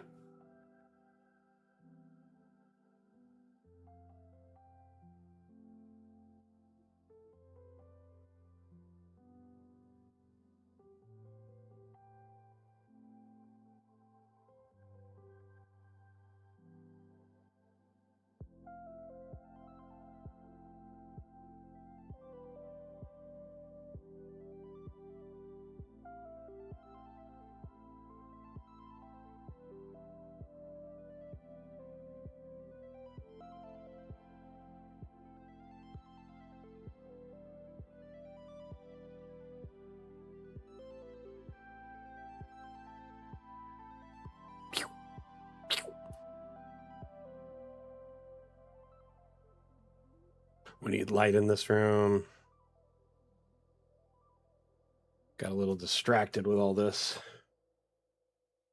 And wow. Okay.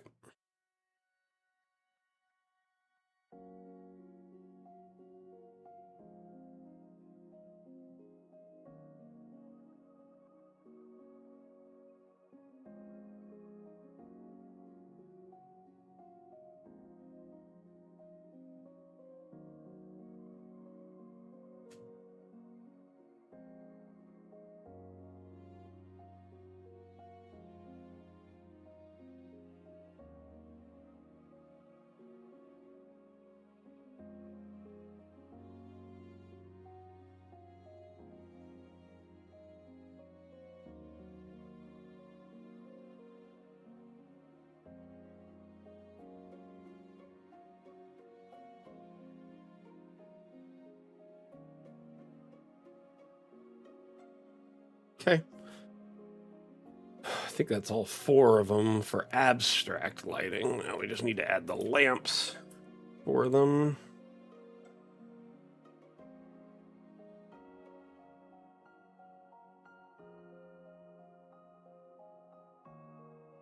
And move the pylon. Like right there.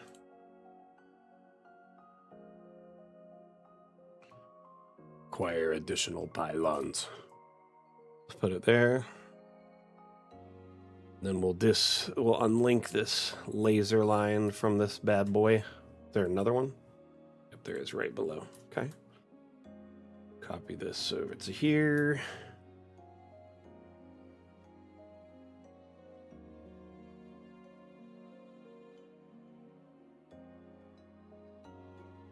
At least you can kind of follow where it goes and find it sometimes. It like picks the most random places to attach to. Excuse me.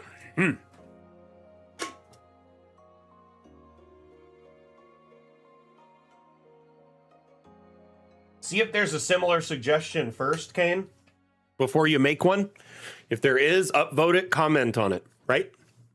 If there isn't, make a new one.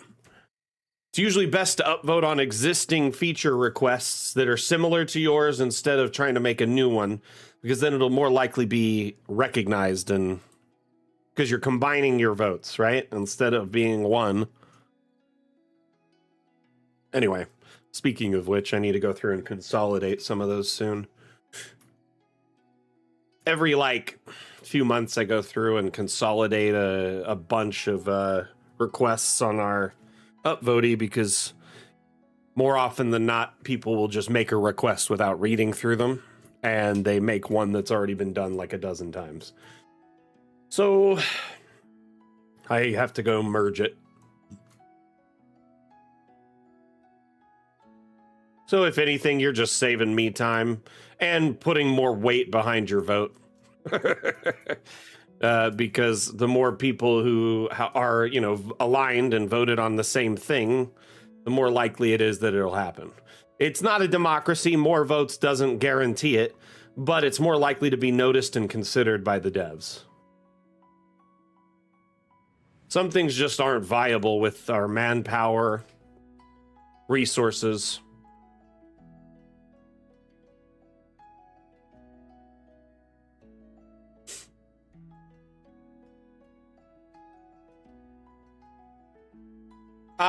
Morgana, they're in the same chat thread with me, but here's the thing. I have all of them up, right?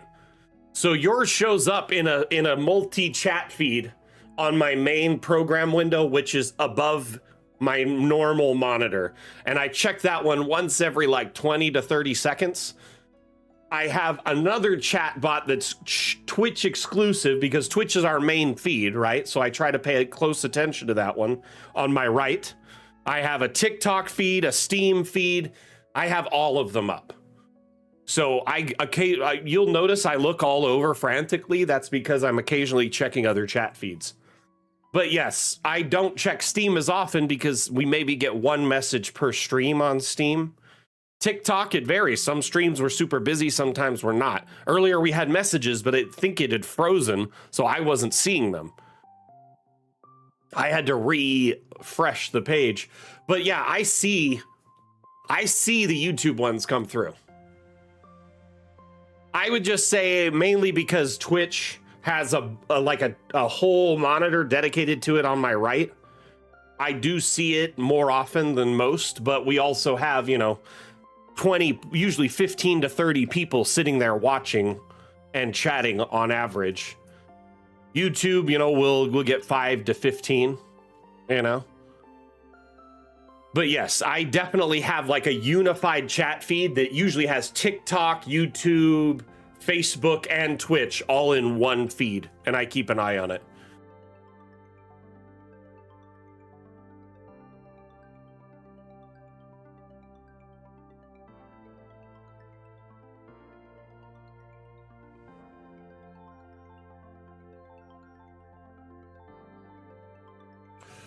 I mean, don't get me wrong, Twitch is probably just the most steady, straightforward, interactable environment. I think TikTok is interesting and has an interesting future, but they do need to listen to their streamers more, like the people who are streaming for them. They have all these weird things and restrictions, and it's mostly focused around like bits, essentially, on Twitch, where you just drop like tons of different bit things, bit emojis. So I TikTok's great. I think it's great. But it's all like algorithm based. So whereas Twitch, when I go live, you all get a notification. Plus, the more people watching, the higher on the feed I show up in, say, the Dungeons and Dragons feed, which means more people are likely to notice you. It's presence based, not algorithm based. Does that make sense? So presence has a little bit of weight in your algorithm on TikTok. The more followers you have, the more like people are more likely to come in and like and watch your thing or see you when they're scrolling. But algorithmically, you need a lot of people liking you and chatting to get your feed to go up and up and up in TikTok. Yeah, I understand. I'm not going to force anyone to use an alternative platform. I wish Reddit had streaming, because I like Reddit a lot. Steam has streaming, but most people just watch it from our store page, right? They don't watch it with a chat feed. You have to open the chat feed usually manually, because it's hidden. We're live on Facebook. I think a lot of people don't really watch on Facebook. They just may see it when they're casually browsing and then check it out. There's not a big streaming audience on Facebook, at least under my, to to my in my like honest opinion, but I could be wrong. But yeah, Twitch, I would say, and YouTube are by far our most active chats, and our streams do really well on both platforms. YouTube is getting more and more support. I think we kind of divide our support on YouTube because we're streaming both vertical and horizontal, and YouTube splits those feeds into two different streams. Whereas Twitch, you could be watching the same channel and flip between horizontal and landscape on mobile or whatever. The chat's also super delayed on Facebook, and there's nothing I can do about it. It's like a 30-second delay. So I always feel really bad when people say stuff there. I try to respond as quick as possible. Because it's like, pfft, they're like, why does Mac hate me?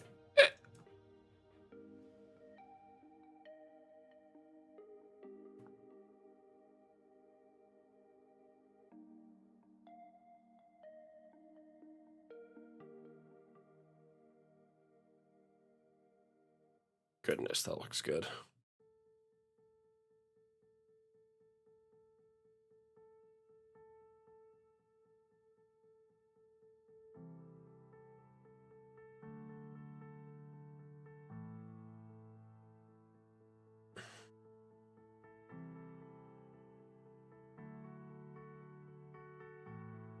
Welcome to the stream, Hyatt Squigs. How you doing today?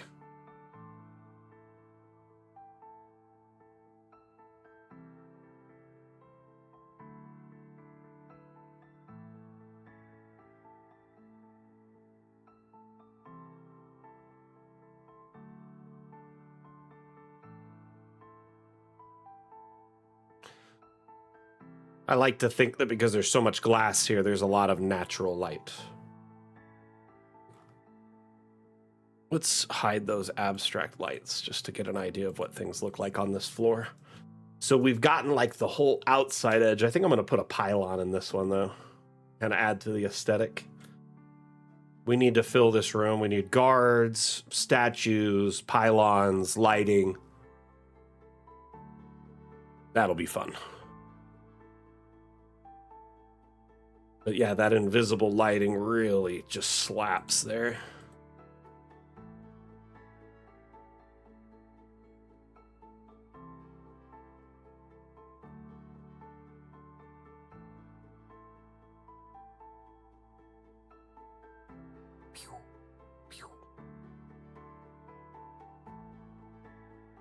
That, or I should put a pyramid here. What do y'all think? Let's put the pylon to the side here, and we'll grab one of these reduced pyramids that I've got on the lower floors. Dimensional pyramids. These are fire. If I could get one right in the center there, and we could maybe even... What I'm going to do is disable collisions, and then we'll rotate it this way. So should I have it so it's like pointed with the path or not?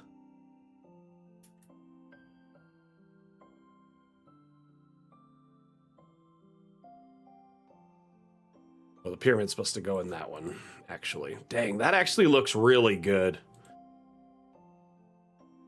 We could also put pylons in the other rooms.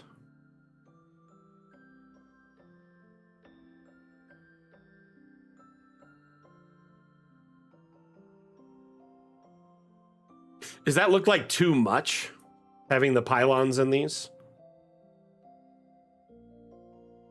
Like in every one of these?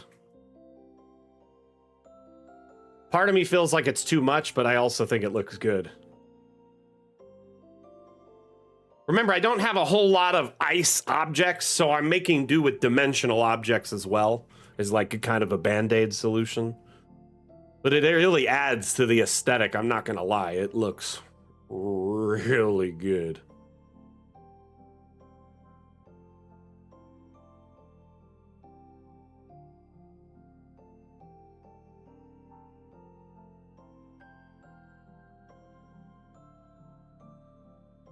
These have details on them.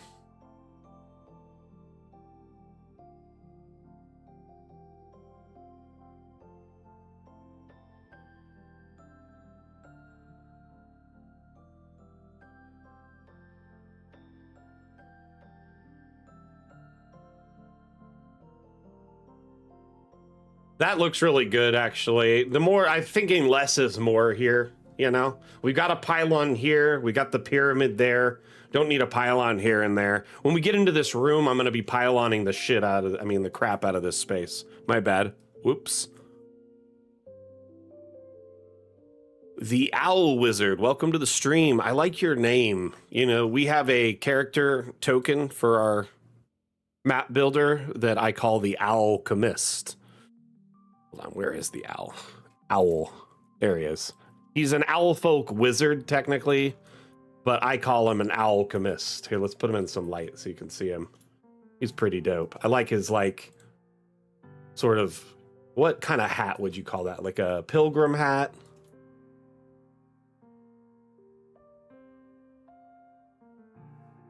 He's just hiding his little owl face there.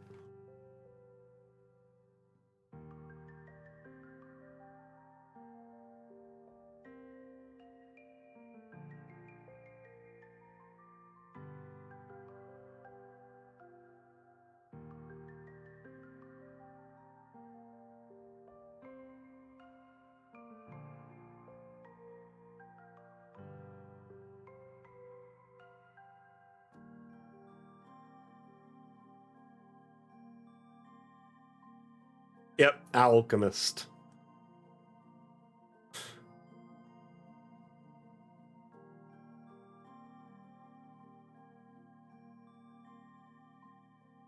I like to think of these as the ice void, right?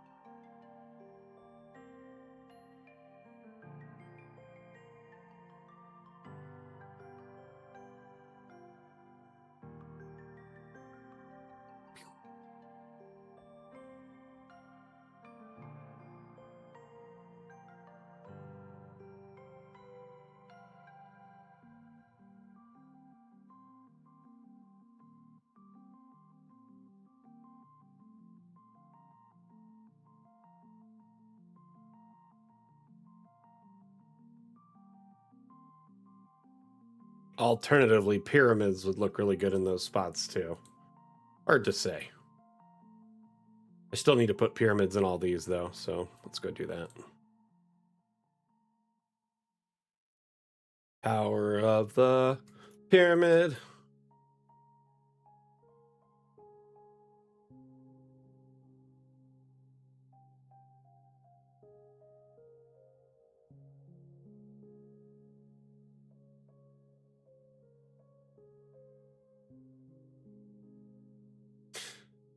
Let's put one pyramid in this spot and see what it looks like.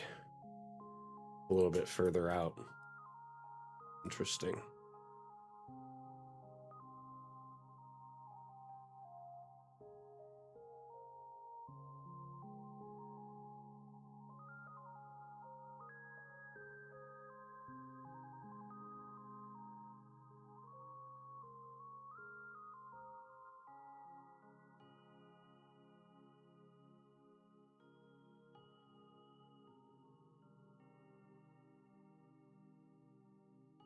Sweet. Oh, I just need to add some abstract lighting to this BR.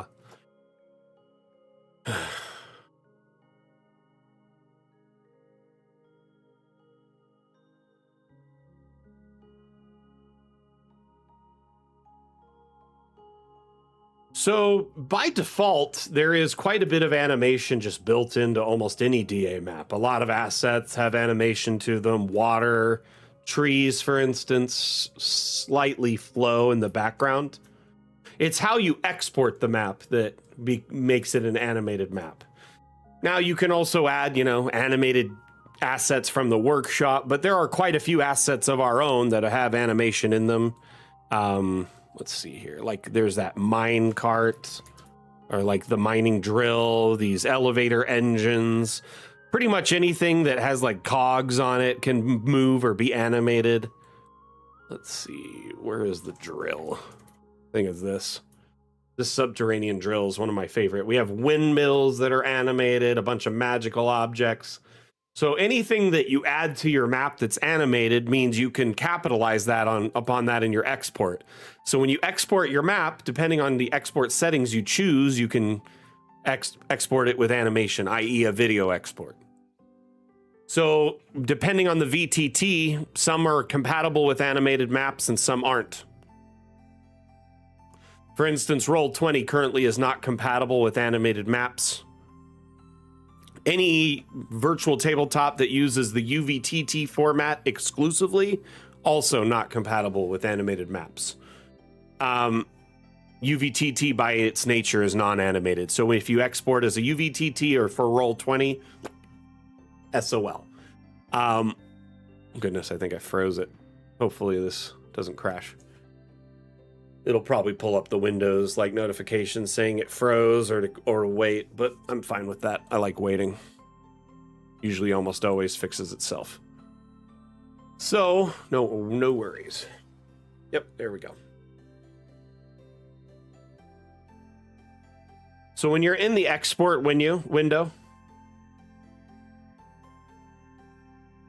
yeah, lower your DPI. Also export without a border. DPI is where you gotta remember dots per inch right? That's every square is like an inch, right?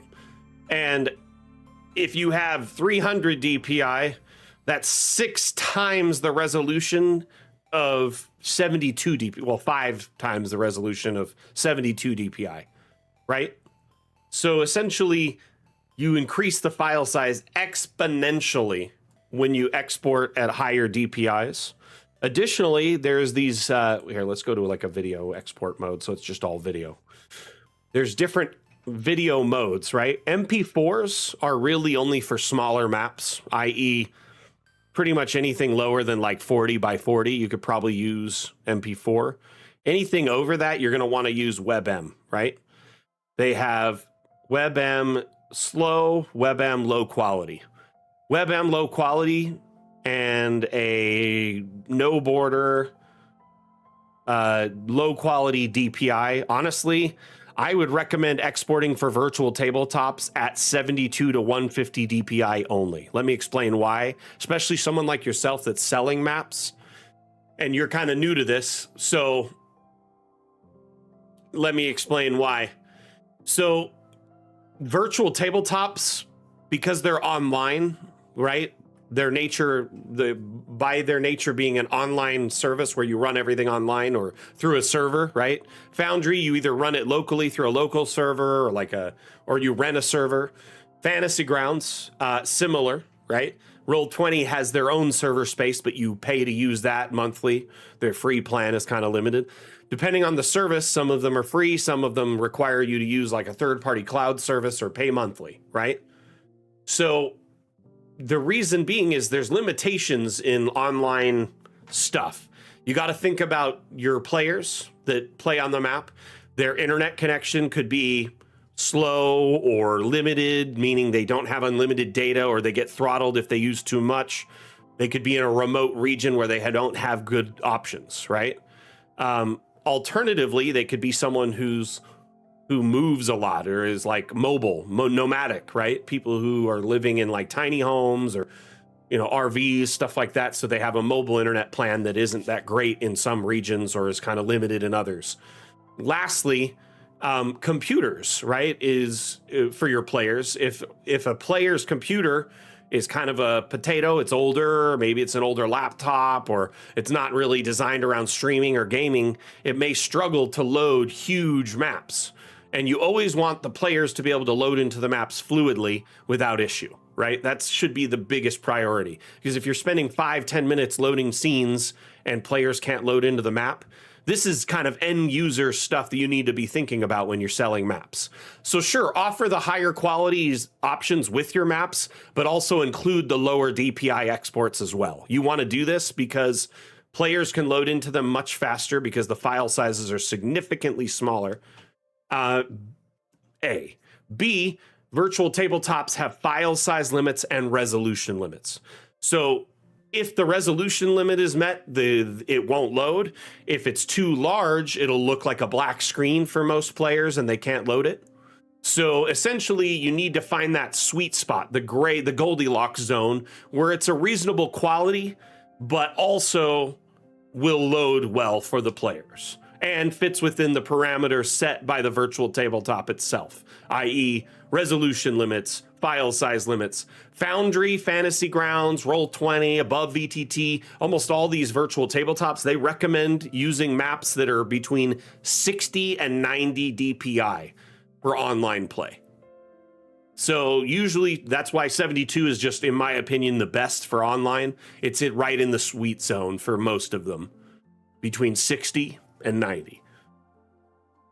But a lot of players and a lot of DMs get away with using 150, especially up to maps up to about 80 by 80. Beyond that, you're going to struggle.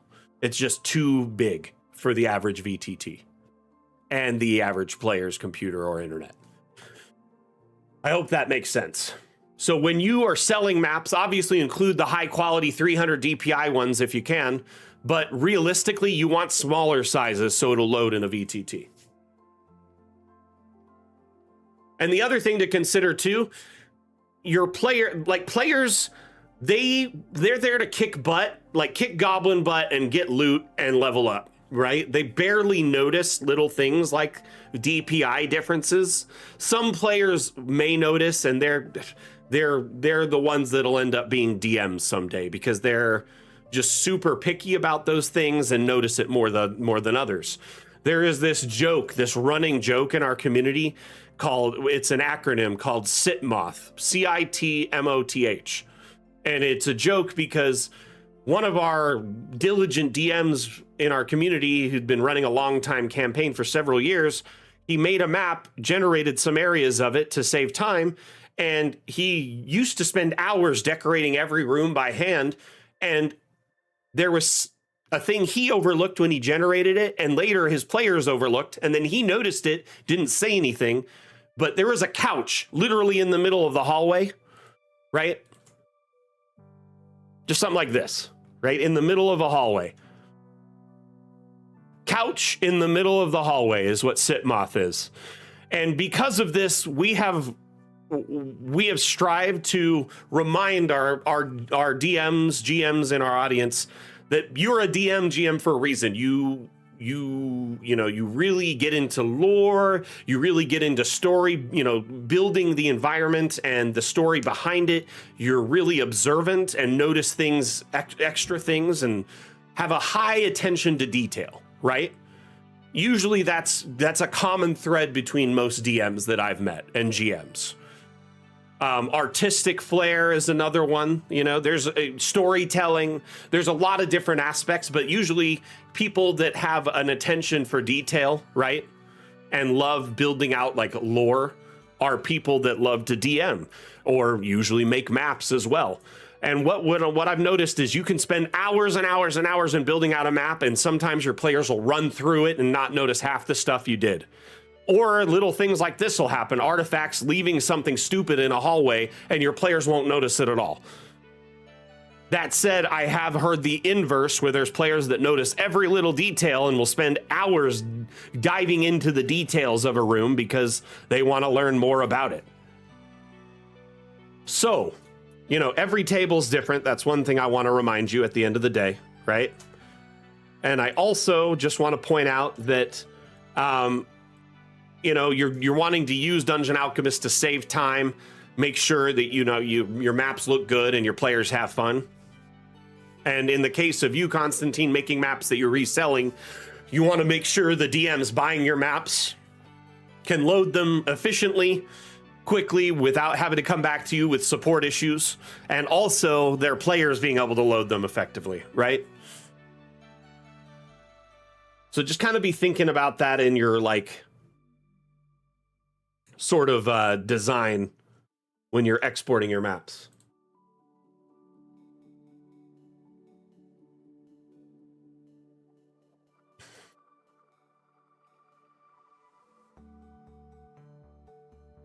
Sorry for the long-winded explanation there, but I hope that makes some sense.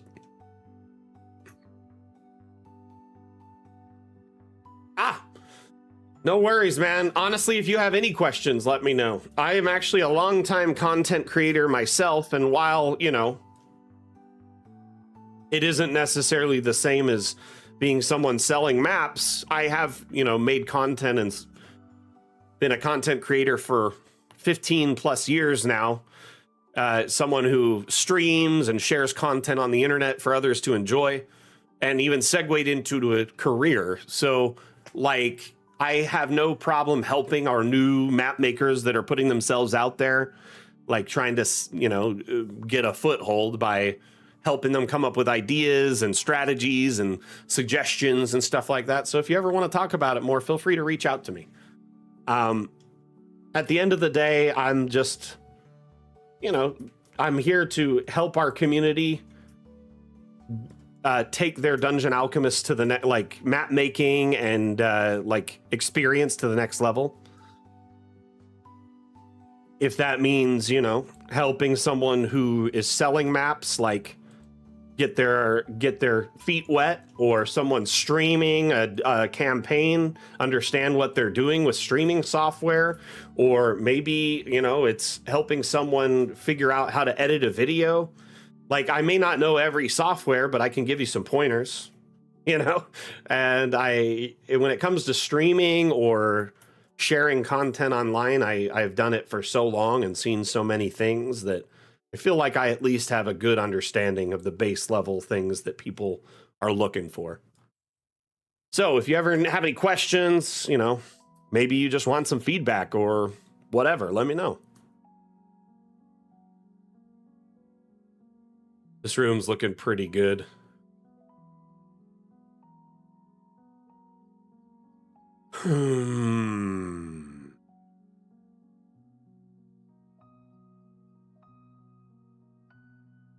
I was thinking of what else we could put in here. Oh, I need guards, right? We need some snowlums.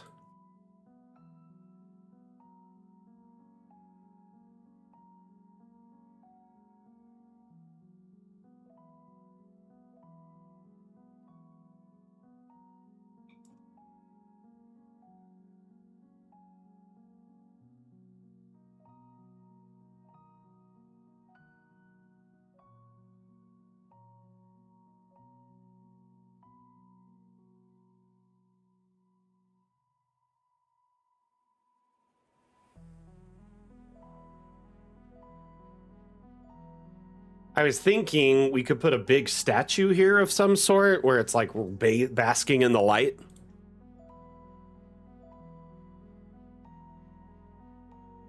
I was also considering adding like some pillars to these end pieces like that, so it like pops a bit more.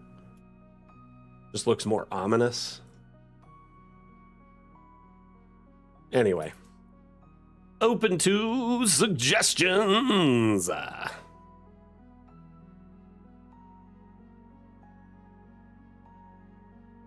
Of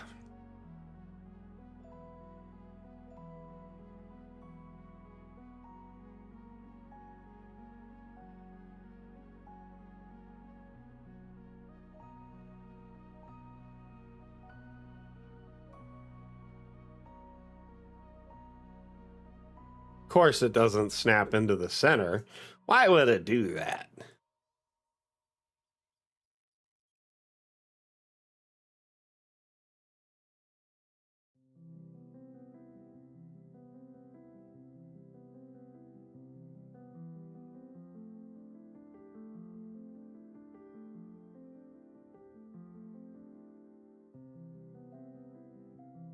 Not sure how I feel about that light in it now.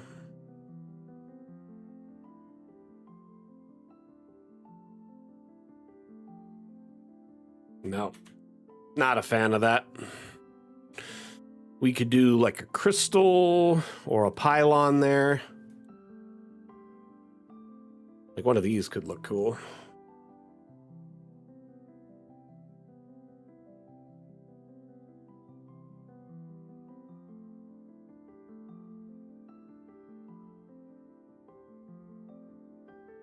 No worries. And honestly, you know, take what you know, like what you know as like a DM, right? And like there's a fur or a hair on me. I can feel it tickling me. And you know, apply that to your map making, but then at the same time, remember you're trying to make maps, you know, for mass appeal. Like lowest common denominator is a great approach, right? Like, let's listen to Rev on this. Rev's approach is great because instead of putting maps out there that would take like dozens and dozens of hours, like 20, 30 hours a piece or more, he's putting out lots of maps that like in packs or more maps because they're relatively simpler maps. But the benefit of a simpler map is the DMs have more room for interpretation and storytelling. Right? If you kind of add every little detail and every little thing to a map, then the DM's like, well, I kind of have to follow this storyline or whatever's here.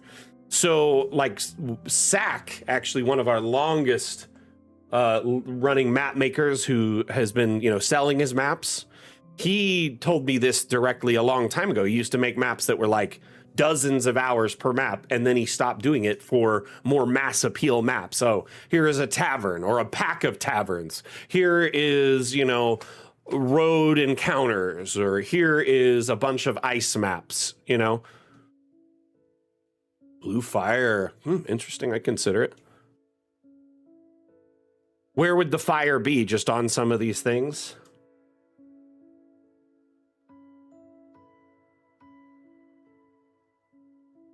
Wish there was an ice crystal that went like up straight.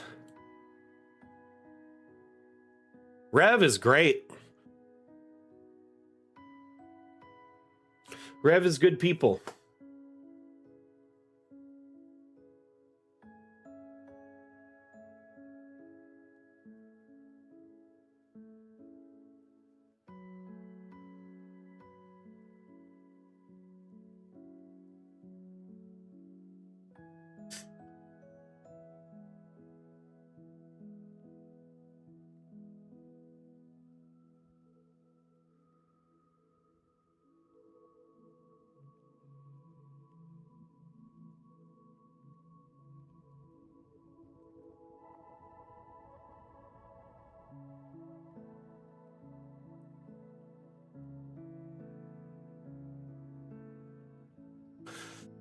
But yeah, I think it's good to have, because remember, your DMs are storytellers and they want to weave their own world. They're just using your map as a foundation, right? And so if the map has more foundational elements instead of a very fine-tuned story, then I think it allows A, the DM to tell the story they want to tell, and B, the players to kind of come up with their own story too, which is always great for you as a DM.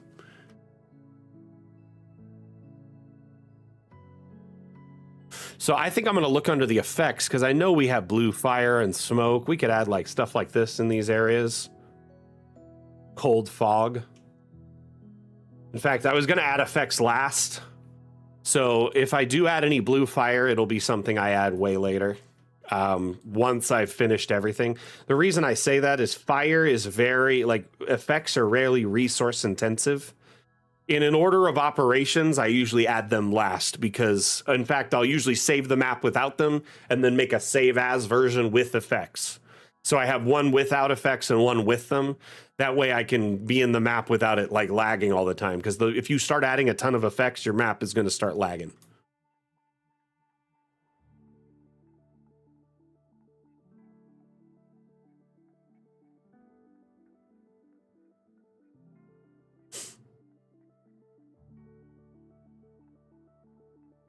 Honestly, yeah, Chim, there's nothing wrong with it. Like, here's the thing. I got my start with DA as a homebrew DM, and I was essentially creating what I thought would be a one-shot, and then it turned into like a whole freaking campaign.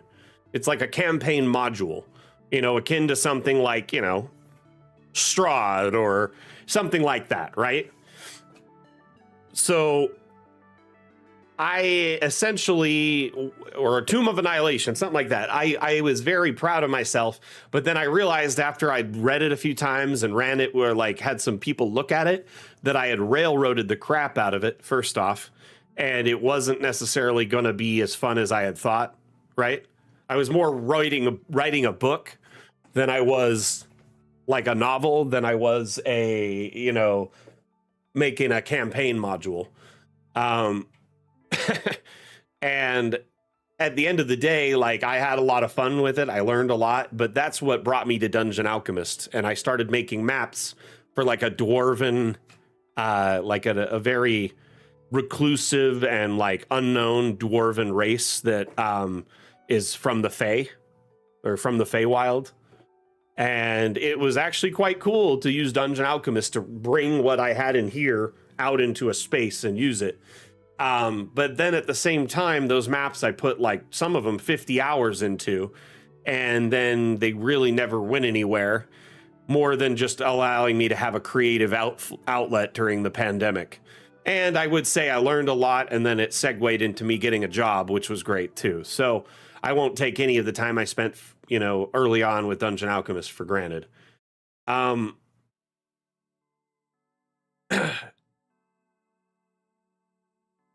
And honestly, I think, you know, if you want to put more detail in your maps, I'm not going to discourage anyone from doing that here. It's not a bad thing. That's what Dungeon Alchemist is for. It allows you to make quick maps, or it allows you to make heavily detailed maps. It's the duality of cartography in a single software, which is great.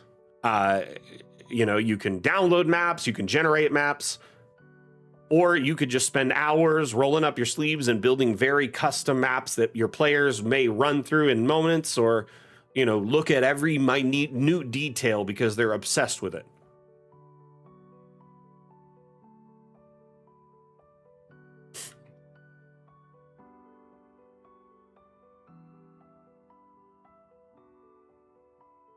Okay.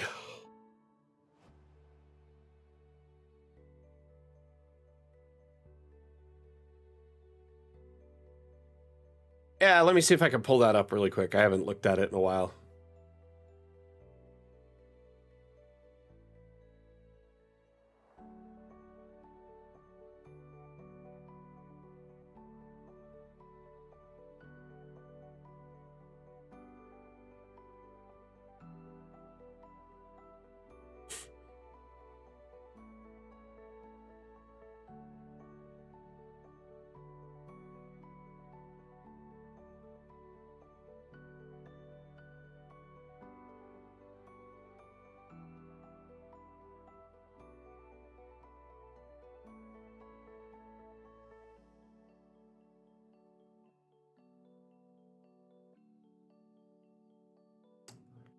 We're going to pull up that landing page build really quickly so y'all could take a look at it.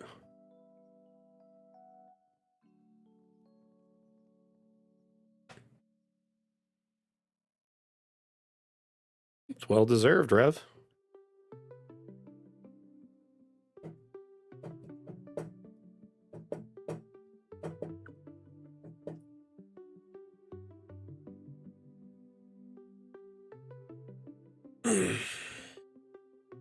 Oh, goodness. I just noticed the time. I ran way long. Oh, I was supposed to wrap up 15 minutes ago. Didn't even notice. We'll look at this landing page and we're going to wrap up the stream, okay?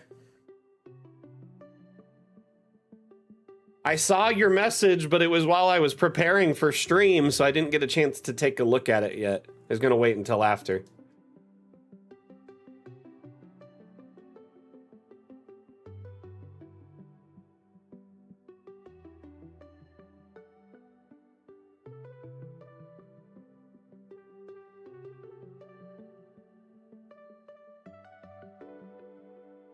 So this is a landing page that is pretty much just hyper relevant to my campaign that I'm playing in right now with my friends and family. Trying to get the right view here.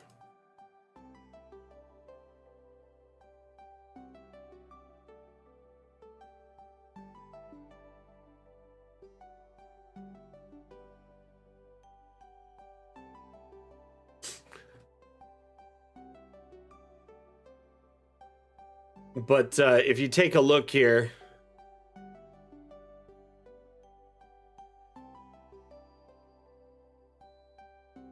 honestly, I don't know how to reduce the poly effectively. You may want to pair up with Asmodeus or Sack or anyone who spent a decent amount of time uploading assets. They could definitely reduce the poly count on those assets, or help you with that. That said, I will take a look at the map and see what I think. The screenshots you sent though were great. So essentially, this is a world map in the back here of the world we're playing in, and you see that like red dotted line from the right side to the left is kind of how we traveled. We started in a place called Malazar Rock. It's a town or a city for giants, and we were imprisoned there. We broke out, and then we escaped. We hid and did a few jobs. Thanks to a patron who kind of kept us hidden, and we helped clear our names and kind of settle the score for that lady, and she gave us a bunch of loot and money and sent us on our way. And we're in this new place called Grindavik. Been there for a few months and been following a story thread to there. Swedish Cook knows quite a bit. I'm trying to think of their name. Something Ninja, I feel like, is their name. I can't remember their name. Anyway, but in the map here, there's items and things that are relevant to our campaign. There's documents of a deed for our bastion, contracts. There's images of our bastion, items of things we've gathered. Just stuff like that. It's fun.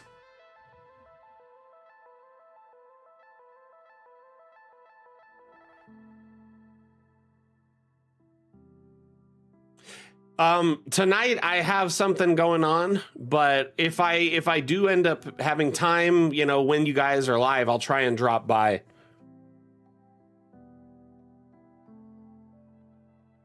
Anyway,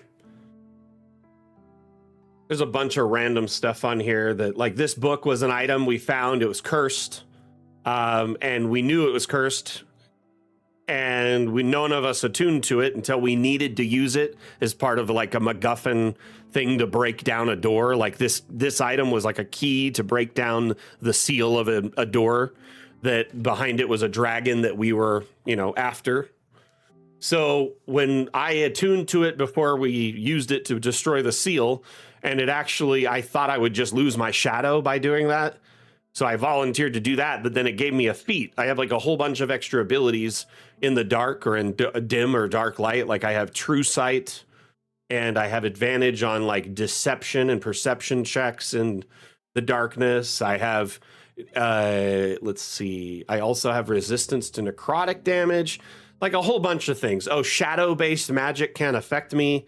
So if there's a thing that uses shadow, or like, if I try to cast from a shadow, I can't do it either. So like I can't cast like Pass Without Trace. Even if I had this, I don't have the spell, but if I had it, I couldn't. Stuff like that. So there's like any shadow-based magic can't cast from me or be cast on me, or shadow-based magical effects. So that's kind of cool. Anyway, that's my guy right there, Clover. Little halfling wizard. Anyway, thank you everyone for checking out my landing page. Yes, the Blender add-on creator. I can't remember their name. Gosh, what is their name? I'm just running a blank at the moment.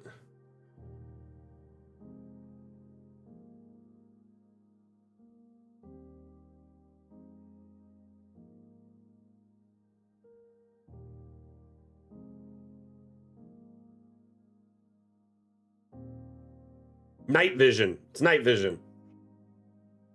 right? Isn't it night vision? Anyway, everyone, thank you for hanging out today. Had a lot of fun. Lots of follows today. I think people are starting to like the cheese map. What do y'all think? I think it's starting to become like a hit.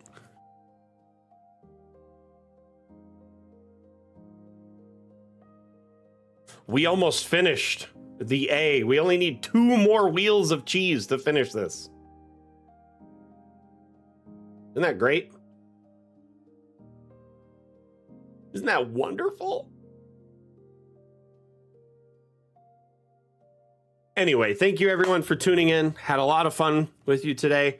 We'll be back on Saturday with the Dungeon Alchemist map making show. Our guest, very special guest, someone from our dev team that you may not know very well because they're a little shy on our Discord and works on a lot of things behind the scenes. Kenny will be joining us on our stream next Saturday. So on the 15th of August,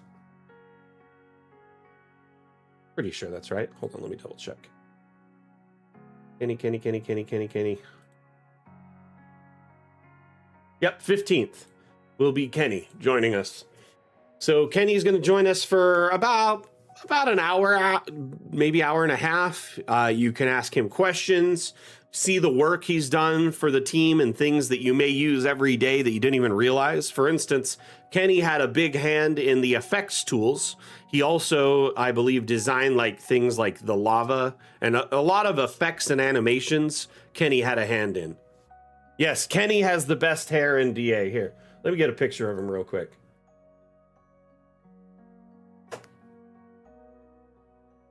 Look at this handsome fellow.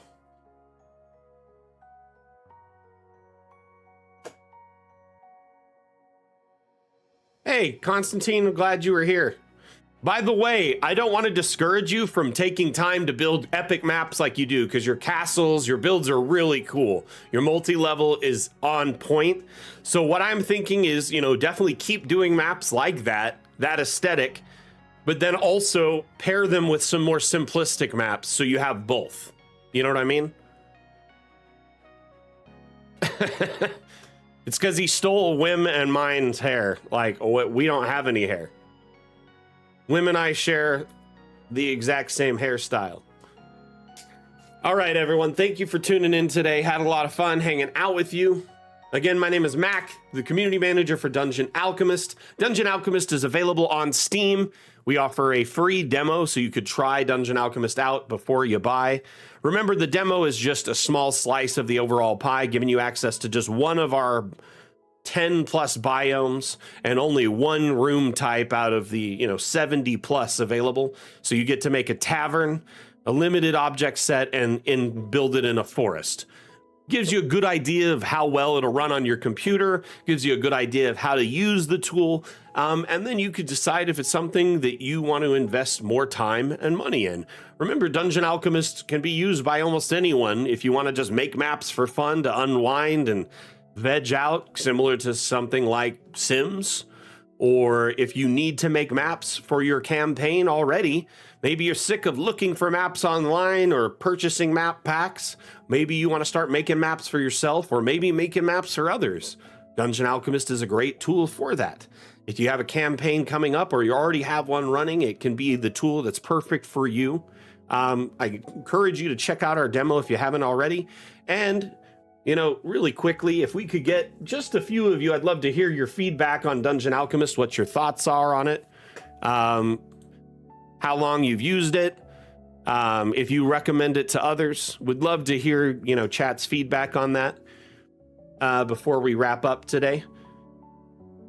Otherwise, though, we'll be back on Saturday, right, with a very special guest. Hopefully you can tune in to that stream, which is August 15th. And I will be posting a couple videos this week, so stay tuned to our social media feeds and our Discord, because we will have some content coming your way.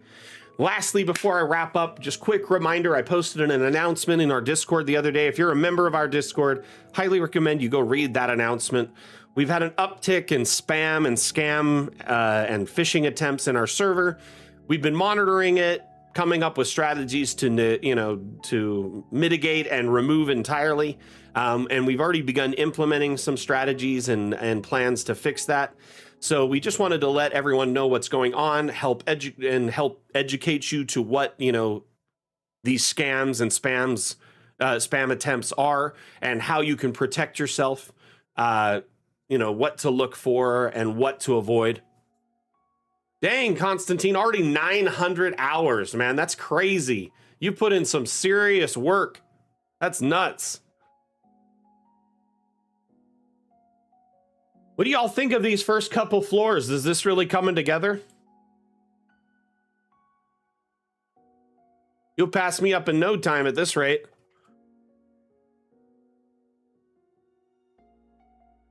So we're up to floor 5, basically.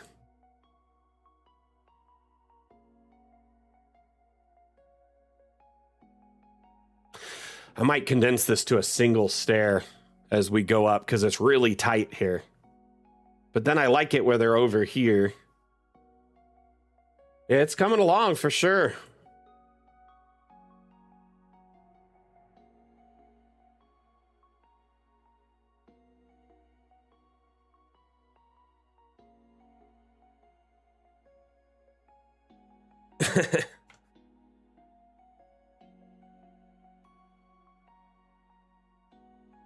Alrighty, so big thank you to everyone. Appreciate you all so very, very much. I'm going to run a quick Dungeon Alchemist themed ad, and then we're going to wrap up the stream. I hope you have an amazing week. We'll see you next time. I give a damn. Mac out. Bye.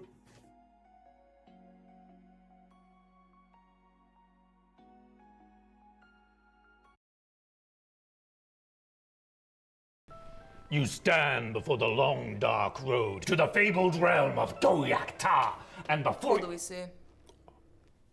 I don't know, a goblin. I kill him! But before she does, I, Gilliam of Firth, demand to know the goblin's name. Hi, my name is Woblin.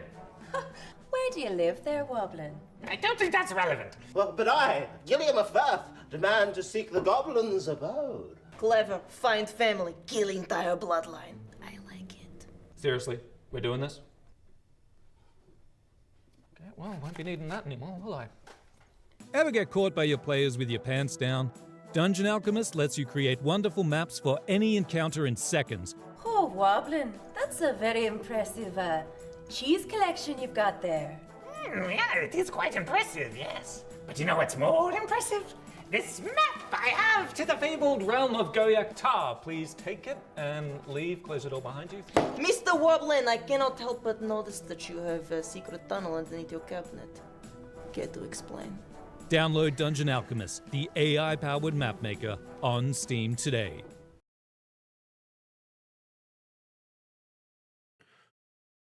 Alrighty. Thank you again for tuning in, everyone. I hope you have an amazing Monday. Stay tuned to our social media later today for our Cartomancer Chronicles and a video teaser for our upcoming update tomorrow for Fun with Objects Part 2. See you around, everyone. Mac out. Bye.